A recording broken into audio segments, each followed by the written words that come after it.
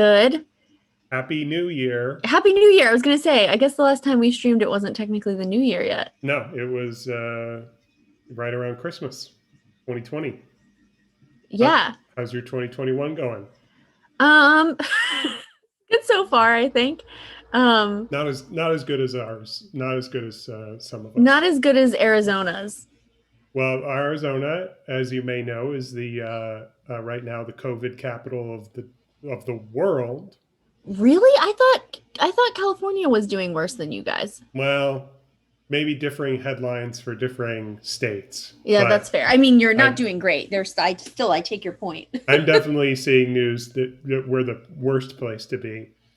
Wow. But soon I will be vaccinated, so that's I'm pretty so cool. happy for you. Yeah, and there's another person who lives in this house who has already started that process, so um, I don't have to be the guinea pig in the household, so that's nice. Um you know how this vaccine is in two parts Yep, for maximum effectiveness? Have I ever told you about the HPV vaccine? I don't recall. No. So the HPV vaccine came out right when I was 18. So I was sort of like the prime. I mean, so it's a little bit weird because when it came out originally they were only giving it to women, to female assigned people Mm-hmm. because it was specifically to prevent strains of HPV that give you cervical cancer. Mm-hmm. But of course, both male and female assigned people should be getting this because um, if my partner has HPV, or if somebody who produces sperm has it, like they can spread it still. So it's just better if everybody gets it. But you had to get it in, I think, 3 different iterations. It was like you had to get it once, and then you had to get it 3 months later, and then like 6 months later. Like Mm. it was very long, Mm-hmm. and it also was probably the most painful vaccine I've ever gotten. My friend Katie had gotten it before me because I got it literally the summer before we went to college, and she blacked out. And so when I went to get it, I was at this weird stage where I like went to my own doctor's appointments, but I was still at my pediatrician. So she went with me to my pediatrician with me. I got it. I also got like 2 other vaccines, like flu maybe, and then like herpes or something. Maybe not herpes, but something like that. Mm-hmm. And I sat there for a while. Like I sat there for 5 minutes and I was like, okay, I think I'm okay. And I walked up to check out and I was standing there and I all of a sudden was like, I'm going to black out. And I knew that I was going to black out. And because I had literally been going to this pediatrician since I was born, I knew that directly behind me was a bench, like a seat, but it didn't have arms. Mm-hmm. And so I just went step, step, sit back. And I didn't black out like completely, but I basically almost passed out. Like if I had Mm-hmm. not gotten flat at that exact moment and I lay there for like another 5 minutes, Mm. I recently learned it's one shot now. Oh. I'm so annoyed. I mean, Mm. like, I'm glad they've improved it, but I was like, God, that thing was hell. Advancements in science, So yes. I'm hopeful that this also will eventually get to the point where, as it gets better, it will be one dose. Mm-hmm. Mm-hmm. Just out of curiosity, do you know what my background is from, or can you guess? Is it from a video game? No. Is it from a movie? Yes. Is it from Soul? No. Is it No. from Doctor Strange? No, I do. It's funny you say that. I do have a Doctor Strange background, but this Kenny is not said it. Kenny said to me, "Does he have his Doctor Strange background?" So that's why I said that. No, I have the window, and that's Oh, in here as well. what's this color? What are these colors from Eternal Sunshine? Why No, am I guessing that? What is it it from? it'll tell you in time that it came out. It's Mm-hmm. between Doctor Strange and Soul. Oh, so recent. It's recent, but not as recent as Soul. It is a movie that came out in basically as late as possible 2019, and a lot of people probably saw it in 2020 if they saw it at all. What is it? I don't know. It is from the film Uncut Gems. Oh, right. The movie that made you feel like you were in a sauna. Yes, when I saw it in the theater with my dad. And have you seen this film yet? I haven't yet, but I think I told you that my boss Claire hated it, and Hmm. I was like, yeah, Will I think had a similar reaction except that he loved it. Yes. And Hmm. she was like, "What?" And Yeah. he told me that when he left, he was like, "I feel hot, like I feel like I'm in a sauna." I had the movie. I had broken out in a sweat, and it was December in a cold movie theater. Mm-hmm. Have you seen the film Good Time with Robert Pattinson? No, but I love me some Robert Pattinson Oh, until okay. that gets taken away. All right. So if I made the joke I wanted to make, it would not land with you at all. Which the Good Time is also a Safdie brothers movie, like Uncut Gems is. Mm-hmm. And I was going to make a joke that my background is from Uncut Gems and your background is from the movie Good Time. Um, Wow. just well, you seem to know that you should take offense to that, even though you haven't seen the film. It's not my fault that I have like limited. I guess I could put up a background, but It's fine. it's fine. It's totally fine. Um, so I know you have some business. Should I? Do you have any business that you want to start before I start attempting to play a video game? No, because everything we can either talk about while we're playing the video game very slowly or whatever. Okay. So I'm going to share my screen and share sound, and this is called Nog or possibly Niog, Oh my god. GNOG, and I am familiar with this game because I have already played the VR version on the PlayStation Oh. a few years ago. I have not played the PC version, which this is. Oh. So, and I'm playing. So I did a little test run of this um, after our debacle with a game called Art School, Hmm. which I wanted to play on stream, and then there was no way to turn the volume down. Which was like so weird. I told Well, that to Kenny and he was like, "No, there has to be." And I was like, "No, no, no, I looked it up." after that, I discovered that this seems to be not that uncommon with indie PC games. As you Oh know, man.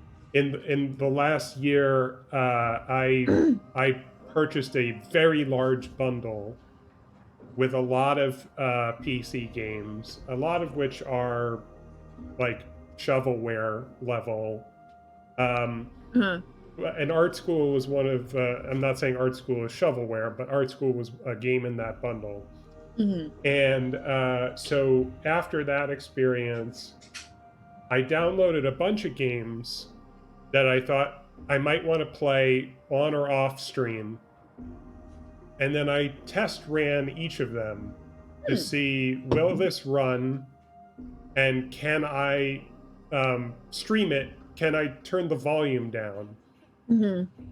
enough so that I will be able to hear you and have a conversation with you over the sound of the game? Hmm. And this is one game that made me sort of optimistic in that way on the test run. However, also part of my test run was, um, will I play this with mouse and keyboard, or could I play it with my PlayStation controller? Right, which is what you prefer. Right. And when I tried to play this game with my PlayStation controller, um, something happened very similar to when I first loaded up A Short Hike, which you Uh-huh. can watch in a video on demand stream. We kept that one. That issue got resolved, and so we kept going. Um, but I can't find a solution like I could in A Short Hike.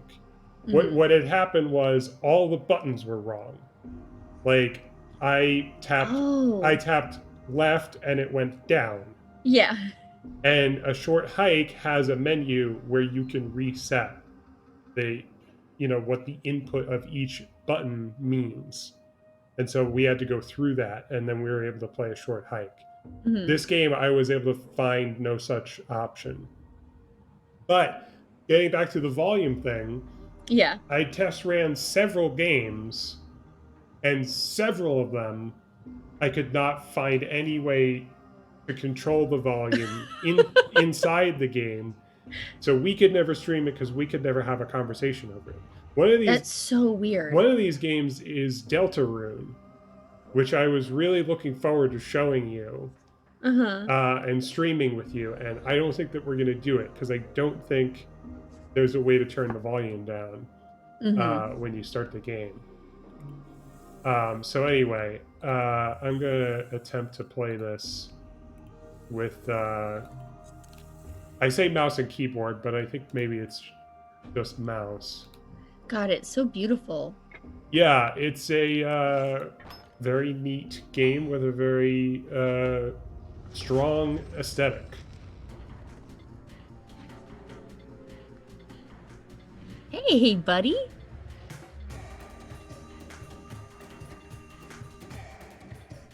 I'm so delighted. Kenny downloaded Celeste for the Switch, by the way. Oh, nice. Has neither of you has ever played it?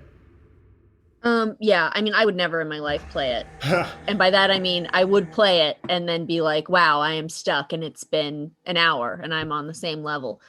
But Celeste yeah, Celeste is an interesting one for that because there is enough of a reason to play Celeste uh, without having to play it. yeah.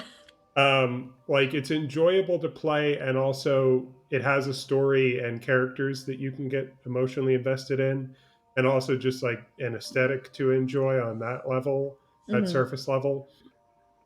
And and it has, I don't know from firsthand experience because I haven't used the option, Mm-hmm. but it has menu options where it can make the game very easy for you, Oh, good. so that you play it, but you don't have the challenge of playing it the regular way. Yeah. Yeah, Kenny started playing it and he was like, um, it's really hard, like really quick. I was like, yeah, I know. But he's been enjoying it quite a bit. Yeah, that's a great game. One of my favorites from when it came out like 2 or 3 years ago. At this point, if I remember correctly. Um, and yeah, I would recommend it to anyone, even though it's tough. Um, and I've played more of I Am Dead. Yes, which I have not purchased, but I look forward to playing at some point. The controls still feel backwards to me, but maybe I'm just, let me put it this way. The way that I have my scrolling set up on my laptop is opposite of the way my brother has it set up, and he always tells me I'm wrong, and I feel like that is rooted in why I'm confused about the controls in I Am Dead. Hmm. Yeah, yeah. Have you played with like any menu options I probably could. I haven't yet though. to see if perhaps there's a way to invert the axis that's giving you Yeah, trouble? I should probably do that. I forget that I can solve problems sometimes. Yeah, I have a an instinct for that, I guess you could say, to fiddle with settings. I Uh, there As much as I will say I am somebody who when it's like sometimes I encounter a problem and I'm like, okay, what is the problem? What is the root of the problem? What are my options for solving the problem? And then sometimes I don't do that. And I'll give you an example. We have this IKEA Calyx shelf, and one of the things in it is this set of drawers that goes in. So it's like one of the square boxes, but then there's like a little set of drawers, and we keep cooking stuff in there.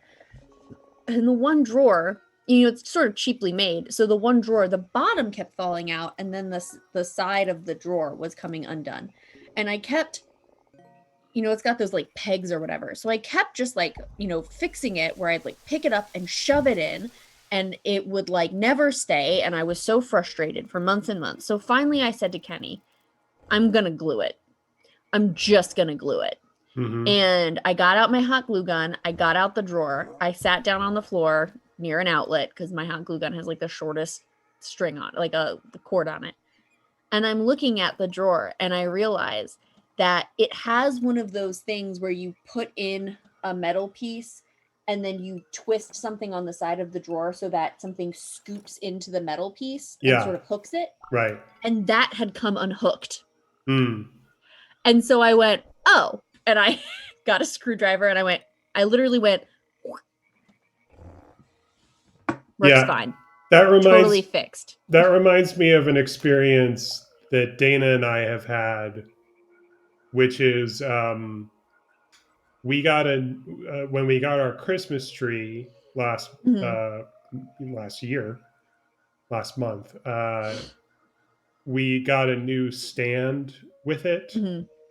And when we used the new stand, which was just like the stand that we had previously gotten rid of because it never worked right. Mm-hmm. When we got the new stand, we realized, oh, this is the same, and we were never using the first one right. Like, the problem wasn't it was a bad thing. The problem was, like, we probably didn't follow the directions. And we were not, like, using all the pieces and putting them together in the right way. There was a time period with Christmas trees when I was a teenager. Yes. And into my 20s, where we got a new kind of stand where it was a piece of square metal that had a peg in it. And then the piece of square metal had feet that were sort of bent like this. And so they'd sort of hook into the thing and hook into the thing so that then the metal square piece was suspended, like in the air. Mm-hmm. And then you would place that contraption on top of the bowl that you would then put the water in. And it was great because you didn't have to screw anything. It always hovered right in the water. And then the only thing was that whenever you got your tree, it had to be a tree place that had this drill. So you'd pick your tree and they'd put it on a stand and then go, and this drill would go up and then down. And then that's the thing that you'd like then bang the square metal piece into. Mm-hmm. And it was perfect. I was like, we've evolved. Like, we've become better people. Like, we had this old system where we had these screws and it never really worked right. And now, we've advanced as humanity and we have this perfect system now. And then we moved down here. Nobody has it at all down here or anymore. Maybe it came out of fashion, but it just doesn't exist. And every year I'm upset about it. Fascinating. So what are you doing? Is that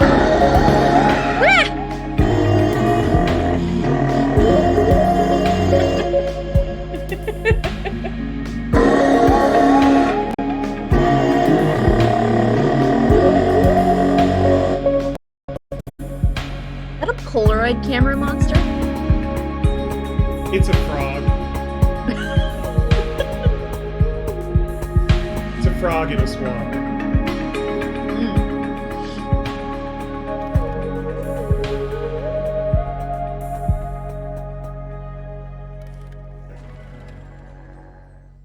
All right, I think it's calmed down now. What a surprise. So the volume situation is not perfect. That's fine, though. We can work with this, huh?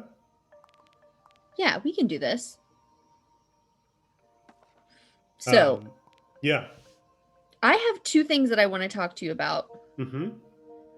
One is about a music video. Mm-hmm. One is about The Great Gatsby. Yes. Which would you like to hear about first?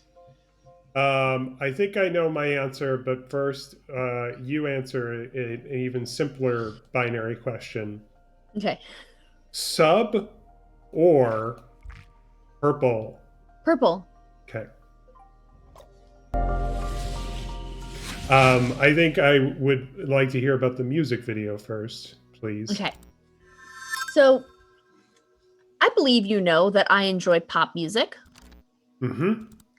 And somebody that I have pretty consistently liked throughout his career has been Justin Bieber. I think that he makes very good pop music. There was a while there where I was like kind of middling, but his last couple songs have been good, and his most recent song out right now also has Chance the Rapper in it, who I also like quite a bit. Um, casually. Like I'm never. It's not like Dua Lipa, who Kenny and I both love, and we like own her albums. But like when a Justin Bieber song comes on, I'm usually like, this is good.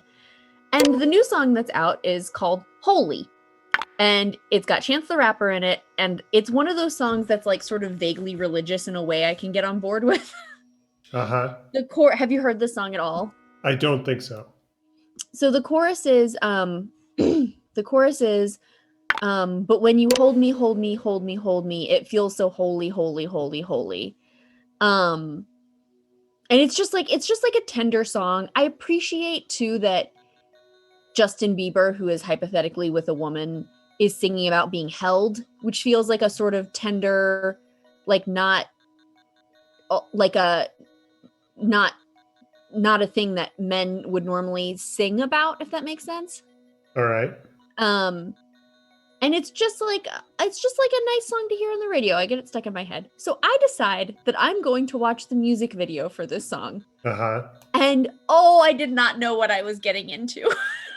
That's that good, huh? Okay. So first off, it's a storytelling music video, right? So it's a music video that is supposed to be like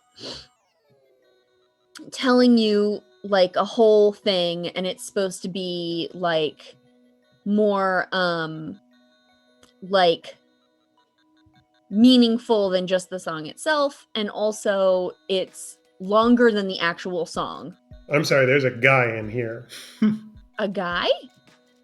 Oh, hey buddy. What's up? Hey little friend. I guess he is upset about lack of music. Oh yeah, he seems real sleepy about it. So I'm going to try to help him. You keep describing the music video. I feel like these are very complementary subjects. Yes. So the song starts with a sort of like piano riff, and in the music video this piano riff just repeats sort of for a lot longer than it does in the radio edit of the song, as they're showing us some establishing shots, right? So the establishing shots are okay. So this is the first thing. So they're in a motel, fine. Like there's a shot that indicates that they're in a motel. There's like a cross with Jesus on it, fine. A picture of the main woman. So then it says starring. So now we know we're in one of these movie music videos, right? And it says starring Justin Bieber, knew that. Chance the Rapper, also knew that. Ryan Destiny, don't know who that is, but I'm guessing it's this woman character. And then the last person is Wilmer Valderrama. Mm-hmm. And I'm like, oh, that's weird. Okay. Mm-hmm. So it starts out, and Justin Bieber is asleep in his motel room. He wakes up shirtless, looks over at the girl that's asleep next to him. She's wearing pajamas or whatever. They're looking very cozy, and they seem very happy and in love to be in bed next to each other. Great. There's like some coffee that's poured. Now, okay, confusingly, the coffee mugs are set in front of what appears to be a double kitchen sink with like a drying rack. Uh-huh. I bring this up because we already have an establishing shot that says they're at a motel. Okay. Which would not have a double stainless steel kitchen sink. with a whole drying rack, right? Mm-hmm. Okay, so then it goes to a shot of what appears to be an oil rig. Rig is the only word I can think of for this. Okay. It's got like those like dippy bird things. Do you know what I'm talking about? Yes. And there's like trains, but also like some pipes, and there's like oil spurting from the pipe, which seems like a problem. Like that should not be happening. Mm-hmm. And men are wearing construction hats. And you realize that Justin Bieber is one of these men near this pipe that seems to be leaking, and he is just covered in filth. He's wearing a hard hat, he's wearing a waffle shirt and overalls, and I don't know, he fucked something up because the oil is going everywhere. And he's covered in dirt in a way that is so funny because it looks like somebody just like gently with a sponge put a bunch of like grime all over his face and neck. Mm-hmm. Then it shows us the woman, his lady love, and she seems to be working in an old folks home. And there's a lot of shots of this, okay, back and forth. So like he's working, she's got this job at this old folks home where she's like a nurse or a care assistant or something. She's like in scrubs. And there's some more establishing shots of them together in the motel, being very cozy. So they're very clearly romantically involved. And he's singing about how he makes her feel holy. She's like at some party at the old folks home. Everybody really seems to like her. They're playing bingo. Everybody's getting along. He's working really hard at the oil thing. Okay, so all these things are happening. We're about like 2 minutes into the music video. 2 minutes into the music video, all of the construction men are standing sort of spaced out from one another on the ground, looking up at a man that's in a building, sort of like in a door platform stage type thing. Like, I don't know why he's not on the ground with them, but he's announcing the fact that they're going to have to shut down this operation because they can't keep afloat. And I just want to say that I think that's bullshit. Because it's clearly the modern day, you know what I mean? Mm-hmm. And I just feel like we all need oil. It's not like coal or something like that. It's not steel. And it also, there are pipes. And so it also seems like maybe they're laying like a pipeline. Mm-hmm. So like, I just feel certain that like nobody would be like, oh yeah, this is a dying industry. Mm-hmm. Also, this guy who's talking, this guy has so many lines. He goes on for like 20 seconds or something like that. And he's not it's not Wilmer Valderrama. No. He's not credited. Why is he not credited? Yeah, and it's no one famous as far as we know. It's not somebody I recognize. It very well could be somebody famous. Let me actually see if this is in the credits. It does not seem to be in the credits. But again, now just like the sort of piano parts playing behind this guy as he's like going on and on. Everybody's looking very sad. And so the girl, Justin Bieber takes off his hat, and in his hat he has a photo of his girlfriend. And he's like looking at it meaningfully. That's pretty funny. Okay, so he goes to get into his truck, which is like a very old looking truck, and he can't get the truck to start. Meanwhile, his girlfriend, who's back at the old folks home, has had this one person that she seems to be very close with. She has been sitting on his bed, holding his hand. They were looking at photos together and talking about his life, it seems, and he was explaining his life to her. So Justin Bieber tries to start his truck. He can't start it. As he's trying to do this so he can get home, his girlfriend walks into the room of her dude that she takes care of, and he has died, clearly, because he's not in the bed. She's very upset. She's crying. Justin Bieber starts walking home. Okay, so now we get to the part with Chance the Rapper. So again, everything so far has been in a narrative. Mm-hmm. Chance the Rapper is just in a greenhouse, it looks like, Yeah. with Justin Bieber. There seems to be corn growing in the greenhouse, which is not something you would grow in a small greenhouse. Okay. But it's dyed, so it's just like corn stalks. You know what I mean? Like the sort of yellowed, like thin looking corn stalks. Sure. So, regardless of this entire narrative arc, they just didn't incorporate Chance the Rapper as a character. Mm-hmm. And so Justin Bieber's still walking home as Chance the Rapper is rapping and wearing his 3 hat and looking very handsome and doing a very good job because he's a very good rapper. And now Justin Bieber gets home to the motel again. It's another establishing shot that lets us know this is a motel. Mm-hmm. And they are being evicted from the motel. Now, this makes 0 sense. Both of them have had before today. Well, okay, both of them before today had full-time jobs. Justin Bieber just got laid off hours ago. But did she lose her job because her patient died?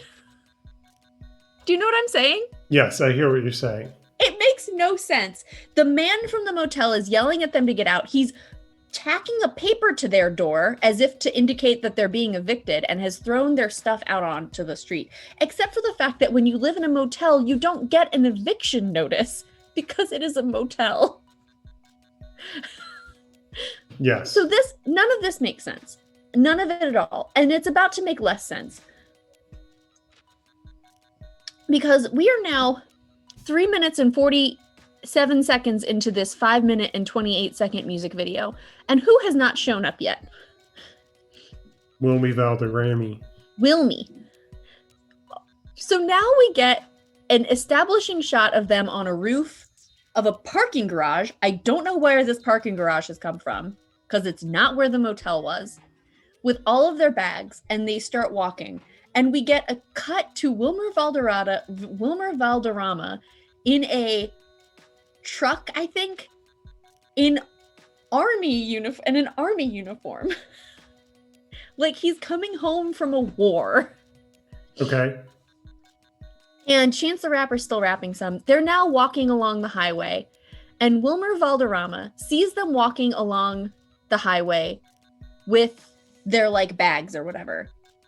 And he's like, "Hey, are you guys going someplace? Or like, you guys okay?" And Justin Bieber, by the way, is still completely covered in oil from his job. Sure. And he's like, "Oh yeah, we're fine." And he's like, "Where are you guys going?" And they're like, "Oh, we don't really know." And he's like, "Well, if you want to come with me, I can at least take you to a warm meal." And they're like, they look at each other, and then they get into his truck. And then he gets home. His 2 children run to him and run into his arms, and he hugs them, and he's really happy. And then the kids, he's like starting to cry a little bit. He kisses his wife. And then Justin Bieber and his girlfriend come in with their like suitcases, and it cuts to them all eating dinner together. Which one, if Kenny suddenly came home with 2 people he found on the street, who's to say that these people were necessarily homeless? Mm-hmm. You know what I mean? Yeah. Like, except for the fact that Justin Bieber is covered in dirt and oil, they don't necessarily look homeless because they've only been out of their apartment for like an hour. But if Kenny came home with 2 random ass people, I would be like, "Sir, we do not have what we need for this." Sir? That's what I'd be saying to Kenny. That's Kenny in this scenario? Yeah.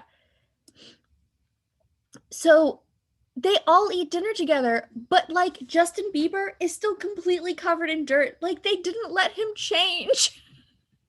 And that's the end of the music video. It sounds really good. I was like watching this music video and I was like, literally none of this music video makes sense. Why did you do this? Every choice you made was bad. And that's a new thing. This is a new song. Yes. It's like a new video. Well, I guess it came out in September, but I hadn't watched it before yesterday. That's pretty new in my book. Mm-hmm.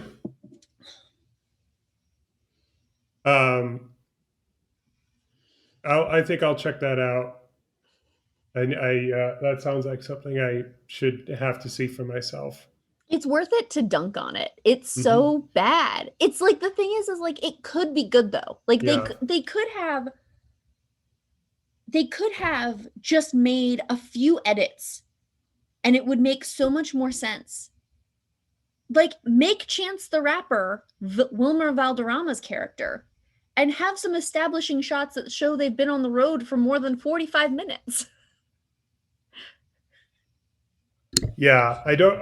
I can't pretend to know the ins and outs of the business side of this type of production. I assume that a music video like this is not does not have the priorities of like a film Mhm. where yeah, that I assume all those people were not working in the same location at the same time. What I'm saying, I don't think that Chance the Rapper having a different role was ever an option. Well, but that's the thing. Chance the Rapper is Justin Bieber is with Chance the Rapper when he's rapping. Is he covered in oil? He's not. Different It's day. like Different day. it could be a different day, but I guess I just mean Could like or absolutely was, and just mean probably like not in the same place. I still think they could have incorporated it. I think if they could have, they would have, but they did what they had to with the resources that they had.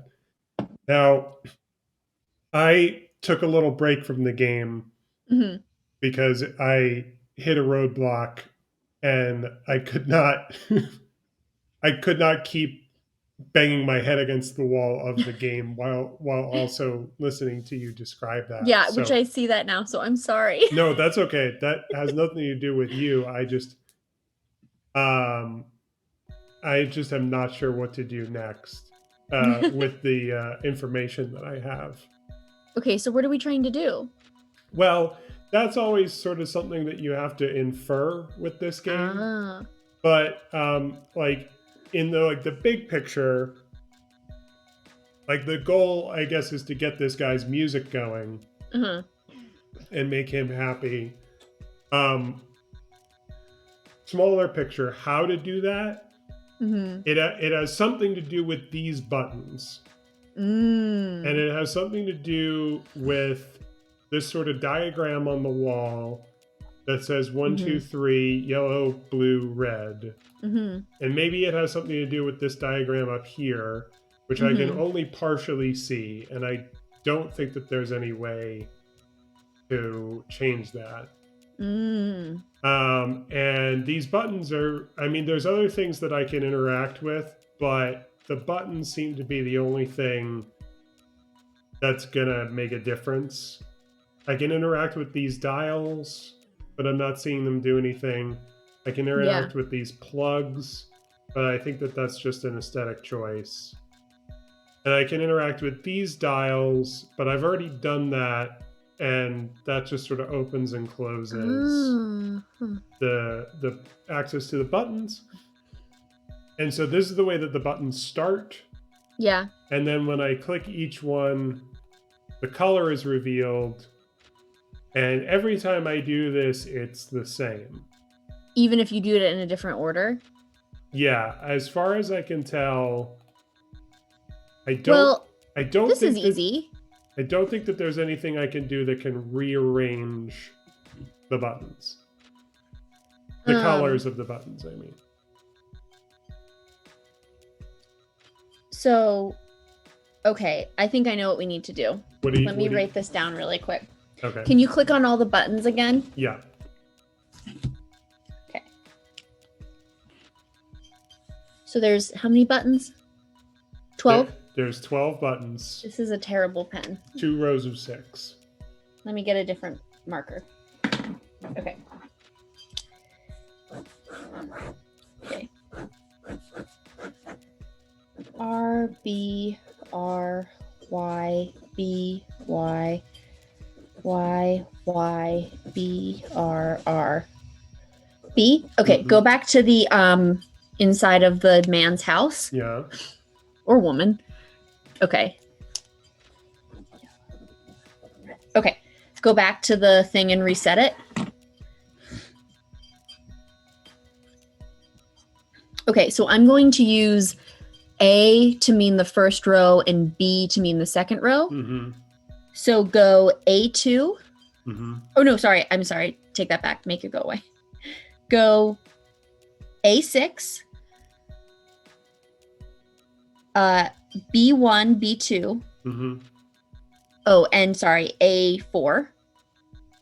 Yeah. So now we've got just the yellow showing. Okay. Which I would love for that to do something, but it hasn't yet. So now do A2,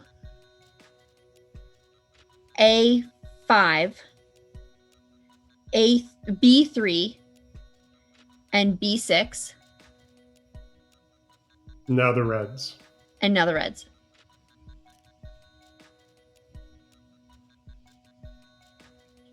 Yeah. I see what you were going for. I don't, if it's done anything, I don't see the effect of it.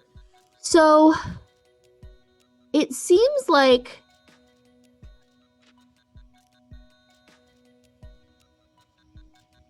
Can you interact with anything on this side? Yeah, everything that I can interact with that I've found, I've already interacted with. Okay, and it's not like kind an of on-off it's kind of situation. gotten me this far. So there's this thing over here, and then there's this thing over here. But I already turned them on previously, and turning them off doesn't seem to do anything. Okay, so go back to the other side. Yeah.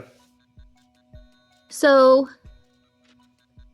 just so we're clear, yes. The other thing that I can do is when I turn these, I can open and close this, and I know it's going to be open based on this mouth part. So with this, I move the one on the left. See how that's moving? Yeah. And if I put them both at the center, in the middle, that's when it opens up. And once it's open, it's flashing yellow, red, and blue. I don't know whether that's part of the puzzle. So can you touch those things at the bottom? Yeah, I don't think so. Unless, yeah, no, they look the same on both sides, and nothing happens when I click on them. And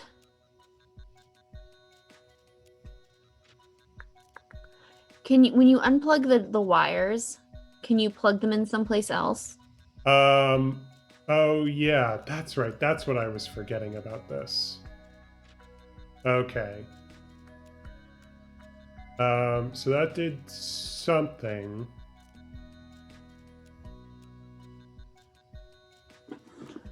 Okay, so okay. Okay, so seems like the top is going to be yellow, the middle is going to be blue, and the bottom is going to be red. Oh yeah, there is a middle, isn't there? Okay. Yeah, all right. Now I follow. So they have to line up on both sides. And this is yellow mode. So yellow would be first. Yeah. So try doing A4 and A6. And then B1 and 2. Okay. Now we're making progress. Okay, so yeah, so now he's grooving out to the yellow. So now let's go blue mode. I'm so good at puzzle games. Yes, well done. And the blue ones were A2 and A5. Oh wait. No, that didn't work. Oh. Are they different now? Yeah, they might be different now. Let's just Okay. This may or may not be a memory game. I might get away with just pressing them all. Okay, yeah, there we go. Okay, there we go. And let's take a look. Yep, there's the blue line. He's so happy. And now the red. Show me red.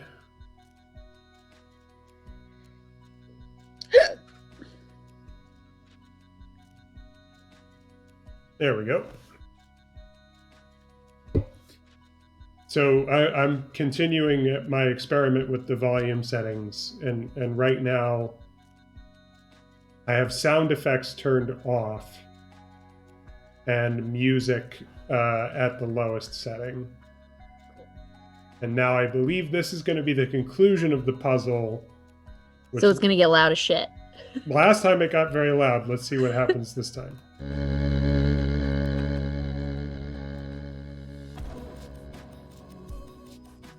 Oh, that's much more reasonable. I'm not Yeah. afraid by that. I wonder if, yeah, it really should have been this quiet the first time. Mm-hmm. I wonder if something about the settings sort of took effect when I exited out of the game. That's possible. Oh. Hmm. See, that was one loud sound effect, which Mm-hmm. I have sound effects down to nothing. Mm-hmm. I swear that's a sound effect that we just heard. Let's try this. Let's okay. I'm gonna go back, resume. I'm going to stop share. I don't hear the game at all now. Mm-hmm. Game is still running in the background, but it's not the window I have open. Mm-hmm. So I'm going to share my screen again. Okay, let's try that.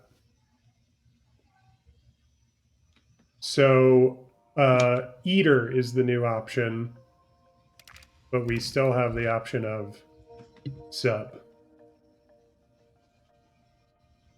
Sub or Eater, Liz? I mean, it's really hard to say no to eater. I like food, and there seems to be trees.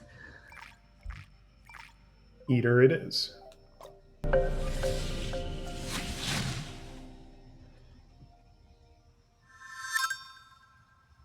Um, do you want to cover your next topic now, or Yes. yeah? So you're familiar with the Great Gatsby and the copyright thing, right? I am familiar with the fact that the Great Gatsby just went into the public domain.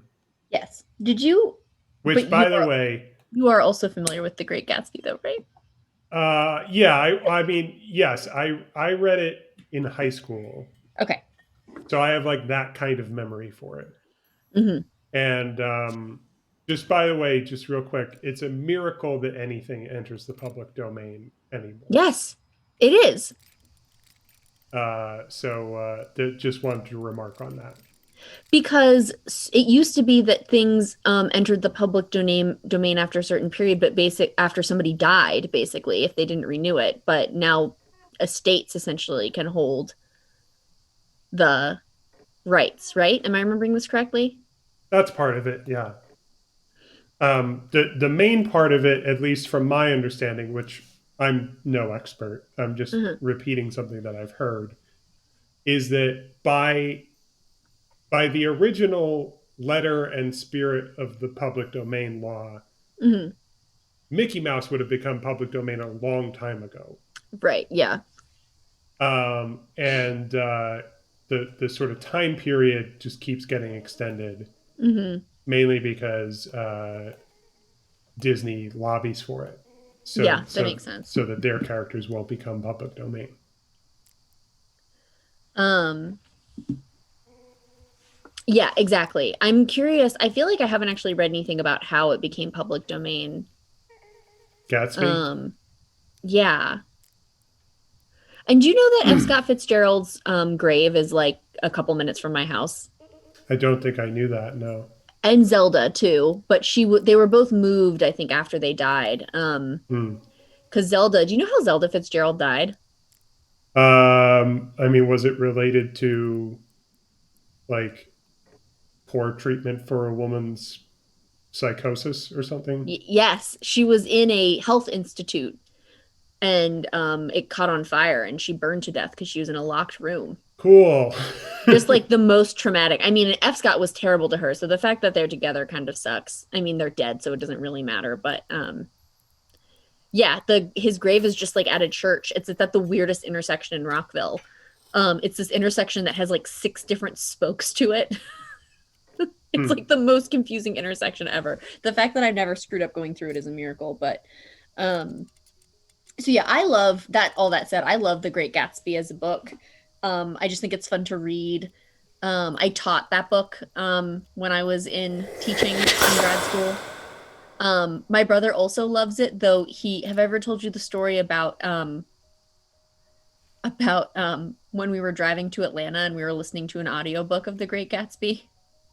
I don't know. I don't think so. So we're driving to Atlanta to visit my aunt and my uncle, and it's like me, Kenny, and Blake, which is awesome for me. It's like my some of my favorite people to be with. And oh hey guys. And oh, are they both hungry? Is that what they're saying? Yeah, Or do they I need a guess napkin? well, yeah, I guess those are their mouths. And this is called Eater, so Yeah, that makes sense because they're gone hungry. Um, and so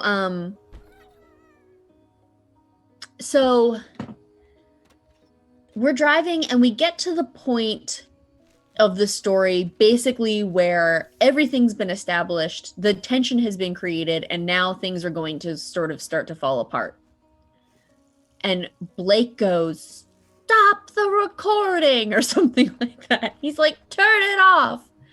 And we were like, "What?" And he's like, "Turn it off." And so we turned it off and we're like, "What's wrong? Like, are you okay?" And he was like, "Oh no, I just never read past this part in The Great Gatsby anymore." We're like, "What?" He's like, "I just want to remember Gatsby is a badass." cool, man. And so now we have this we refer to this as like there are certain things that we have Gatsby moments in. So like have you've and now yes, you have now watched 28 Days Later. Yes, a film I did not enjoy very much. Yes. Um you know, but do you remember the moment where they're all together, the dad and the daughter and then the two protagonists are all together and they see some horses running in a field Yeah, and they're sort of. like they're like eating the spoil. They've just found a grocery store, so they're eating like things that aren't just like hyper processed sugar for the first time in like weeks or whatever. Yeah. And Kenny said to me when because we always watch that movie on October 3rd because 28 Days Later is Halloween. And the last time we watched this, Kenny was like, "This is my Gatsby moment in this movie." Where like Kenny could just stop watching the movie there and it would be fine. Because it's just gonna get worse after that. Yeah. So so because of this, we Blake and I both have a great affection for The Great Gatsby. And there was a trend happening around Christmas, which was to talk about fan casting existing properties with Muppets characters. Yes. And so we did that for The Great Gatsby.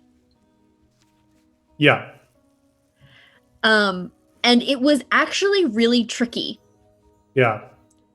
Can you guess why it was so tricky?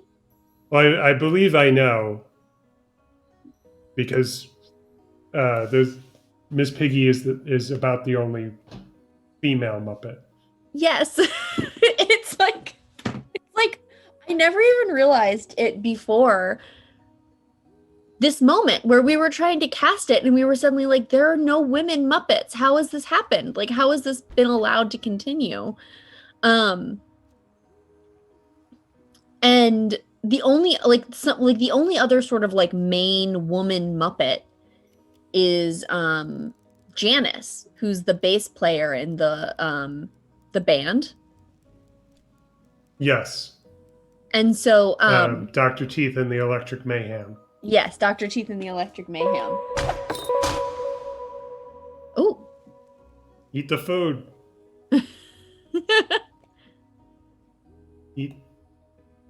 Eat the food. Do you have to feed it to him? I have to There you hold. go. I have to hold down the mouse button. That's the reason why that wasn't working at first. Wow. Yeah, that Oh, rabbit has a better idea of how to sleep.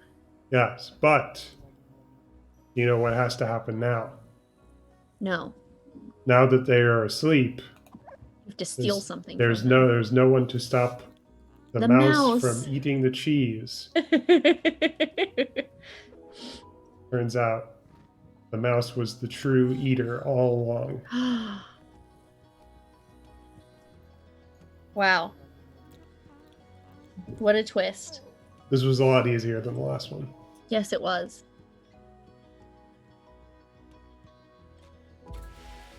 Oh, whoop. And I might get loud now, or it might not.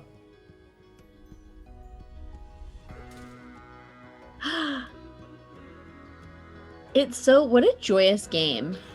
And now that you've seen this much of it, I would like to remind you that I started by saying that I played the VR version of this game. Whoa! Which rules. When like this image is like here. Yeah. And like 3D rather than like, 3D on a two-dimensional screen. Yeah.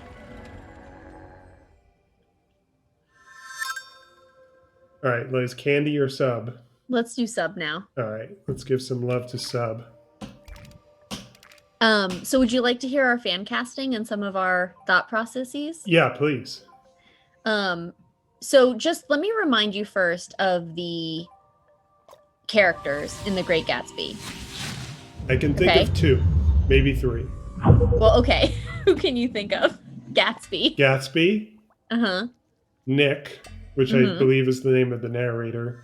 Yes, Nick Carraway. Daisy. Yes. Also, I think there's a guy that Daisy is with. Uh-huh. Her husband. Uh-huh. And who is Tom. And does Gatsby have like a wife or something? He has a sort of pseudo love interest whose name is Jordan Baker, who's a golfer, not a tennis player, a golfer. Okay. He's like basically, she's friends with Daisy and she sort of becomes sort of the like de facto, like, well, we're both single, so I guess we're both here. And they like sort of are together, but it's never like they're in love or anything like that. And the thing with her is that it's rumored that she cheated at one of her matches. Okay. And so she's supposed to be, in some ways, one of the questions in The Great Gatsby, which is I think part of the reason Blake and I like it so much, is like every person's narrative is questionable. Yeah. So like Nick is supposed to be the least questionable because he's, our narrator, right? But yes, that in and of itself, surrogate. Yeah. And then Daisy's narrative is questionable because she's with this guy when she really wants to be with Gatsby. Gatsby's is questionable because, as we learned, he literally changed his name and lied about who he was. Tom Buchanan, who is Daisy's husband, is cheating on her, and so he's not reliable either with this woman Myrtle. So that's another character, Myrtle Wilson. Right. Myrtle Wilson is married to a mechanic whose name is George B. Wilson, and he's also like it's less that his narrative is questionable so much as he's on sort of the butt end of all these other questionable narratives and isn't man enough to stand up to them. Uh-huh. Because it's like very obvious that his wife is cheating on him. Yeah. So the other characters, and also we also went with some themes, which you'll see what I mean. There's Meyer Wolfsheim, who is this so basically it's questionable as to how Gatsby has made his money, but in the end you find out he's just a bootlegger, right? He's just a bootlegger. His business is shady and he is shady, and one of his business people is Meyer Wolfsheim. And he meets him in Nick meets him in New York City at an underground bar with Gatsby. Mm-hmm. There's also this guy named Klipspringer, who's one of the only people that shows up at the Funeral. He's like kind of just around Gatsby's house all of the time. Mm-hmm. There's also a character named Owl Eyes, who is always really drunk and has really round glasses and is wearing a suit. Um, Myrtle has a sister that we meet very briefly in the city when they're all meeting together and hanging out when Tom Buchanan's having his affair. So those are sort of the main characters. So I'm gonna go from biggest to smallest, because I think that they sort of get funnier as we go. And that, by the way, there's only one casting choice in this context that I truly care about, and it's someone that I don't think I heard you mention, although admittedly I am distracted by Oh, who, playing please? the game, which is Dr. T.J. Eckelberg. We do have that, Yeah. yes. Okay, good. Who shows up on the billboard, yeah. Okay. So here's the thing that immediately makes this a weird thing and why our movie would never be made, but this is the way that it should be, if that makes sense. Mm-hmm. Which is that when you're looking at a movie, a Muppets movie, the main lead, the bigger than life character, that's a man, is always played by Kermit. What? But Kermit cannot play Gatsby. No, Kermit is Nick. Kermit is Nick. Yes. A human man is Gatsby. Yes, exactly. Gatsby is the Scrooge of the Scrooge. Oh yes, I see what you're saying. Yes. Is it me? I thought when you said the Scrooge, I thought you meant like as a thematic, not as literally we're comparing it to a Muppet Christmas Carol. We're talking about doing the Gatsby version of Muppet Christmas Carol. I know that there's such a thing as Muppet Treasure Island, but yes, I've never seen that one. Oh, really? No. So my whole it's on Disney Plus now, which I know you have access to. Yeah, thanks to you, and I fully intend to watch all those Muppet movies. I like my Muppets. But it just so happens that I've only seen a few of them so far. Right. And Muppet Christmas Carol is like my reference point for what we're talking about. Right. But so the reason I bring this up is because this puts Piggy in a weird place immediately. But we'll get to Piggy. So Nick Carraway is played by Kermit the Frog. And honestly, that is one of the best castings of Nick Carraway that I can imagine. Yeah. Totally makes sense. Jay Gatsby, we decided, should be somebody that is a smooth talker who oftentimes plays characters that are not that are, you know, really charming but not necessarily the good guy. Mm-hmm. And so we went with Michael B. Jordan. Sure. So Daisy, so then it got into a problem again, where again, we only have one woman Muppet to work with, or two maybe, right? Mm-hmm. So we decided that Daisy should also be a human because we decided it would be too weird to have the Gatsby Daisy relationship between Muppets, but also because Piggy is not Daisy. Mm-hmm. Piggy does not have the temperament for Daisy. She doesn't have the look of Daisy. She's not Daisy. Yeah. So for Daisy, we went with Carly Rae Jepsen. Okay. Okay. So then for Tom, wait, you that's it? You don't have an explanation for that? Well, just like Daisy needs to be somebody who looks deeply cute. Yeah. And docile. Okay. And when Call Me Maybe came out, I thought Carly Rae Jepsen was like a teenager. And she is older than I am. Mm-hmm. I think a few years. Let me actually look how old she is now.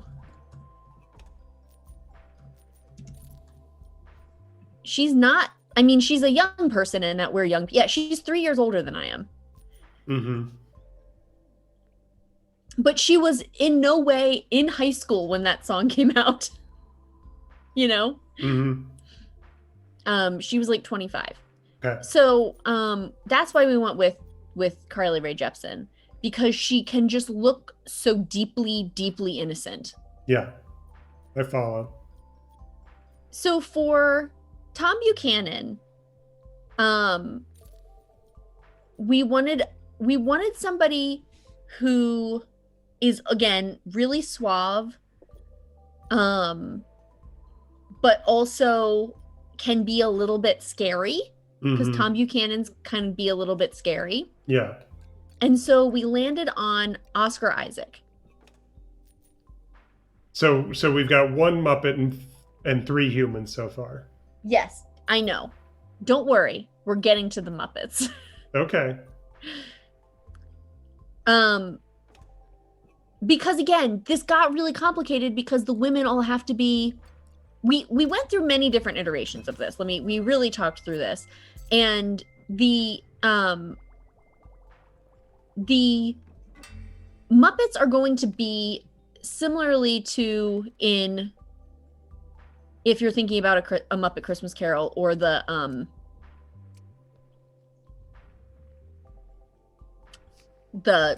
pirate one that I can't remember the name of now. Treasure Island. Treasure Island. The Muppets are everywhere in the background. Don't worry about that. There will be a heavy Muppet influence. Sure. So for Jordan Baker, we did a switch, and we didn't do a Muppet switch. But we're trying to think about who Jordan Baker should be. Jordan Baker is always described as being like very thin. She has dark hair, which is in contrast to Daisy, who has very blonde hair. It's somebody who she's like sort of shitty, but like sort of tries to play herself off as being like the most reasonable one. Good job, Will. Thank you. We went with Timothée Chalamet. Yeah, you're just fan casting a Great Gatsby remake at this point, and No, Kermit the Frog is just a good decision, regardless. No, don't worry. As you said. Now we get into all the main Muppets. So again, the main Muppet that we always have to think about is Miss Piggy. And who is Miss Piggy, right? She's not Daisy. Yep. She's not Jordan Baker. Who's loud? Who's kind of a mess? Who's disrespectful of people around her? Who gets what she wants regardless? Myrtle does. Miss Piggy is Myrtle. So Miss Piggy is, and this is what I mean when I say the Muppets are coming back. So Miss Piggy is having an affair with Oscar Isaac, with Tom Buchanan. Miss Piggy is the one who is riding around in cars and being super loud and like kind of also hitting on Kermit sometimes, but isn't with Kermit. Go ahead. I feel like Oscar Isaac could pull that off. Pull off like being with Miss Piggy. Yeah. Yes. That was part of the reason why we picked Oscar Isaac too, was because we were like, the person who's playing Tom Buchanan has to be able to like pull off being in this like flouncy relationship with a Muppet. Yeah. Because so the other thing in terms of like our thought process here was when we were doing this on Christmas morning when Elliot was still asleep, because only I would have a child that would not wake up super early on Christmas Day. We filled in every Muppet we could think of before we went with humans. And that's when we immediately discovered this issue with the women. I see.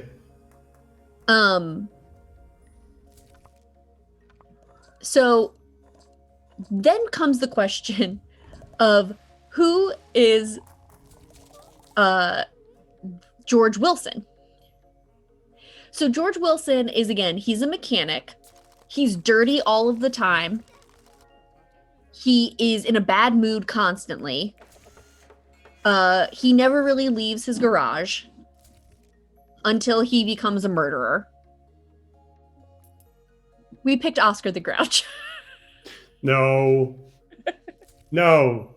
Crossover. There can be crossover. No, that's not one of the Muppets. That's cheating. Oscar's a Muppet. You Kermit shows up on Sesame Street. That's not the same. You said you were moving on to all the major Muppets. That is a major Muppet. No, it's not. Name a single movie branded with the Muppets that Oscar the Grouch has been in. You know what? It's a new day, Will. It's, Big Bird shows up in these movies sometimes. It's not a new day that I want to live in. Who do you want to be? Okay, I'm not invested in this. I'm not saying like you can come up with something better. I'm just saying that like I would be curious as we're going through this if you can think of somebody that you would rather play. I'm just saying, or Muppet. Regardless of what the parts are, regardless of who's a match for what, if you are naming Oscar the Grouch before I've heard you even mention Gonzo or Fozzie. Oh, don't worry, we're there. We're getting there. Not fast enough. You are playing a different game now with different rules than you started out with. Oh, wow. Which, by the way, you strayed from very early on by having 3 major human characters. I didn't say that they were going to be all Muppets. It's inherent in the game that you're playing that there are going to be more Muppet main characters than human. When we're looking at Nick, Jay, Daisy, Tom, and Jordan and Daisy aren't, because we know that Myrtle has to be Miss Piggy. Well, now we just have to have humans for those 2. I follow your logic. I just, if I came to the same conclusions as you have, I would say to myself, I've failed at this exercise. Maybe there's no way to do it successfully. I think that we just need to, free your mind and the rest will follow, as they say. Okay, do you want to know who Gonzo is? I want to hear all the rest. So Gonzo is Myra Wolfenheim. Okay. Because that dude is shady as shit. He is like surrounded by like women at this like club or whatever, and Gonzo loves chickens. So when they go to the club and they meet up with Gonzo, he's just going to be like flocked with chickens around him, being like flouncy and loosey goosey. And he's going to Wolfsheim, I don't know why I keep saying Wolfen. Maybe because of what's that game that you used to play with your dad? Wolfenstein. That's why I keep saying Wolfenheim.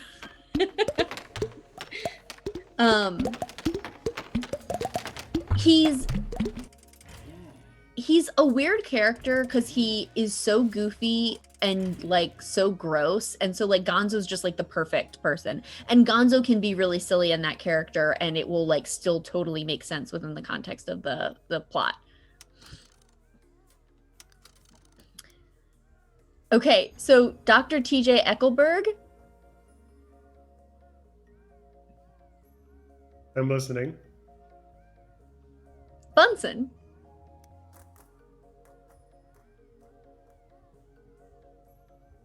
No, Bunsen is the one with no eyes. But he has the glasses. That's the point. Dr. TJ Eckelberg has the big glasses. Okay. And so you're right, he does not have eyes, but the point with the point are the eyes, but the point are the glasses. Okay. Clip Springer, that guy who's just like always around and playing piano, is of course Dr. Teeth. Of course. We had to cast Mr. Gatz, who would only show up very briefly because he just shows up at Gatsby's funeral. Yeah. I convinced Blake on this one, but so again, Michael B. Jordan is Gatsby. So I was thinking of Danny Glover specifically because of his like performance in Royal Tenenbaums. Mm-hmm. I know that he can be like a dad type, and I know that he can be really sad. Yeah. The green light we decided would be Rizzo How does that work? because the green light is this like motif, right? And it's like always there. And so we imagined this really silly like close up of this like glowing Rizzo the rat green light at the end of the pier or whatever, and it would just be Rizzo like talking and like you know how he just like talks and like whatever, and he would be talking about how he's a motif and what he means and stuff like that. It would be like a very silly Muppets thing. Okay. um Owl Eyes, who is that one guy who's also at the party, we were saying should be played by Paul F. Tompkins. Myrtle's sister would be played by Janice. So Myrtle's sister is also kind of a floozy lady. And so I think it makes a lot of sense that Piggy and Janice would be like together at this like apartment, like getting really drunk together. And I think also Myrtle's sister is like hitting on Nick a lot. Though maybe I'm not remembering that correctly. But yeah, so that's where we put Janice. So there's this camera guy at the party who is always like he shows up in the book. This is one of these things that like in the book it's a smaller role, but in the movie it would be a bigger role. There's this camera guy at the party that's going around taking pictures of everybody, and he keeps showing up every so often in the scenes. So in the movie his role would be expanded and he would be Fozzie. Okay. And then this is like a really, really small one. But there's a scene in the movie where it's after one of the parties and one of the cars is leaving and goes into like they're drinking and driving. So the car goes into a ditch, and then like this guy gets out and they're like trying to like get the car out of the ditch or whatever and ditch. And we decided that the got the Muppet that's in the car that crashes should be Sweetums. Do you know who Sweetums is? Not by name. Sweetums is that enormous Muppet that sort of looks like the big red monster Yes. from Looney Yes. I Tunes. know. Yeah, I know exactly. I'm picturing exactly. Yeah. And we picked that specifically because I was the one that was like, I know that this sounds silly to cast, but I want to cast it now because we were imagining one of those like old timey cars that has like a tiny cab in it, like it's like a very small amount of space, and that car crashing and then like Sweetums getting out of it. Yes. That's a good image. And that's what we have. That's what we did. That's very good. Uh, that sounds like you had a lot of fun. It was a lot of fun. I do really actually kind of hope that they make. I mean, like, I feel like there's so many good Muppets things that could still be made, and every so often I feel like I don't know why they keep missing the mark because it seems like it should be really easy, and I guess it's not. The Muppets show that they had on Disney Plus that only had like 6 or 7 episodes or something like that. That was supposed to be like it was like a series of YouTube shows. We really liked that. I was really happy with how that turned out. Like that felt like, oh, you finally figured out how to update this format. I remember you telling me that. Yeah. And I hope that there is more of that comes out. But I do hope that they have more like Muppets doing things we're already familiar with. Whew! I'm gonna stop sharing for a second.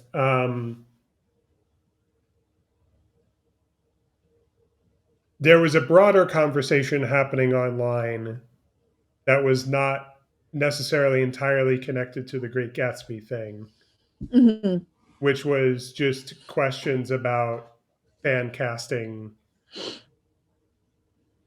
you know, maybe not even fan casting, but like picking the movie, not necessarily part of the public domain conversation, but Hmm. like, the fun question of any movie, you can remake any movie Hmm. with the Muppets, Hmm. and you can keep one person to be like the Michael Caine figure.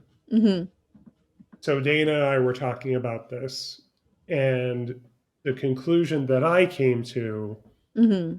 So, and just real quick, the way I came to it was I was trying to think of a movie or a type of movie where there's one central guy and like the whole world is kind of against him Hmm. or like counter to him. Yeah. It's like he does not belong in this world. And that brought me to the conclusion that the well that I think is natural to draw from is Hitchcock. Yeah, that makes sense. Yeah. So my answer to the question is like North by Northwest or Vertigo. Oh, okay. And I thought that part of the way to answer the question was okay, you're actually remaking it today. Hmm. Therefore, it's not like, I guess one way to look at the question is to say, like, okay, we digitally make it so that it's still Jimmy Stewart in Vertigo, but everyone else is Muppets. Uh-huh. But the way that I was coming to the question was like, okay, we are making a remake today Uh-huh. with the Muppets, and somebody has to play the Jimmy Stewart part. Hmm. So I was also answering that question in my mind. Yes. So I was asking the question of like, okay, who's the guy who the whole world is against him, and Hmm. he could play against Muppets, and it would blend and it would be believable. Yeah. And that's why I'm announcing my Vertigo remake starring Paul Giamatti and all the Muppets. Oh man, that's great. That's a good choice. Yeah. Well done. Thank you. Um, so I think I've gotten most of the way through this, but I'm stuck on this one part, Uh-huh. and I'm fiddling with the controls, and I. Oh, okay. I don't know why that worked.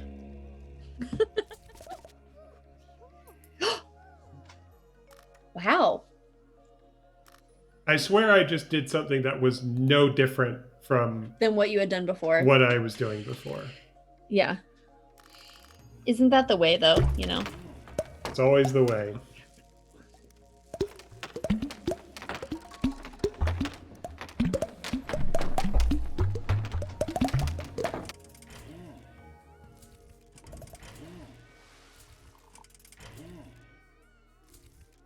I'm honestly not sure what this wants from me. What do you want Can from you me? I'm clicking it. can you hold it down again? I'm holding it down. Oh, Mm-hmm. okay. I'm turning it. There we go. I had to turn it. And now feed the children, please. Okay. There we go. Now the Candyman can sing for us.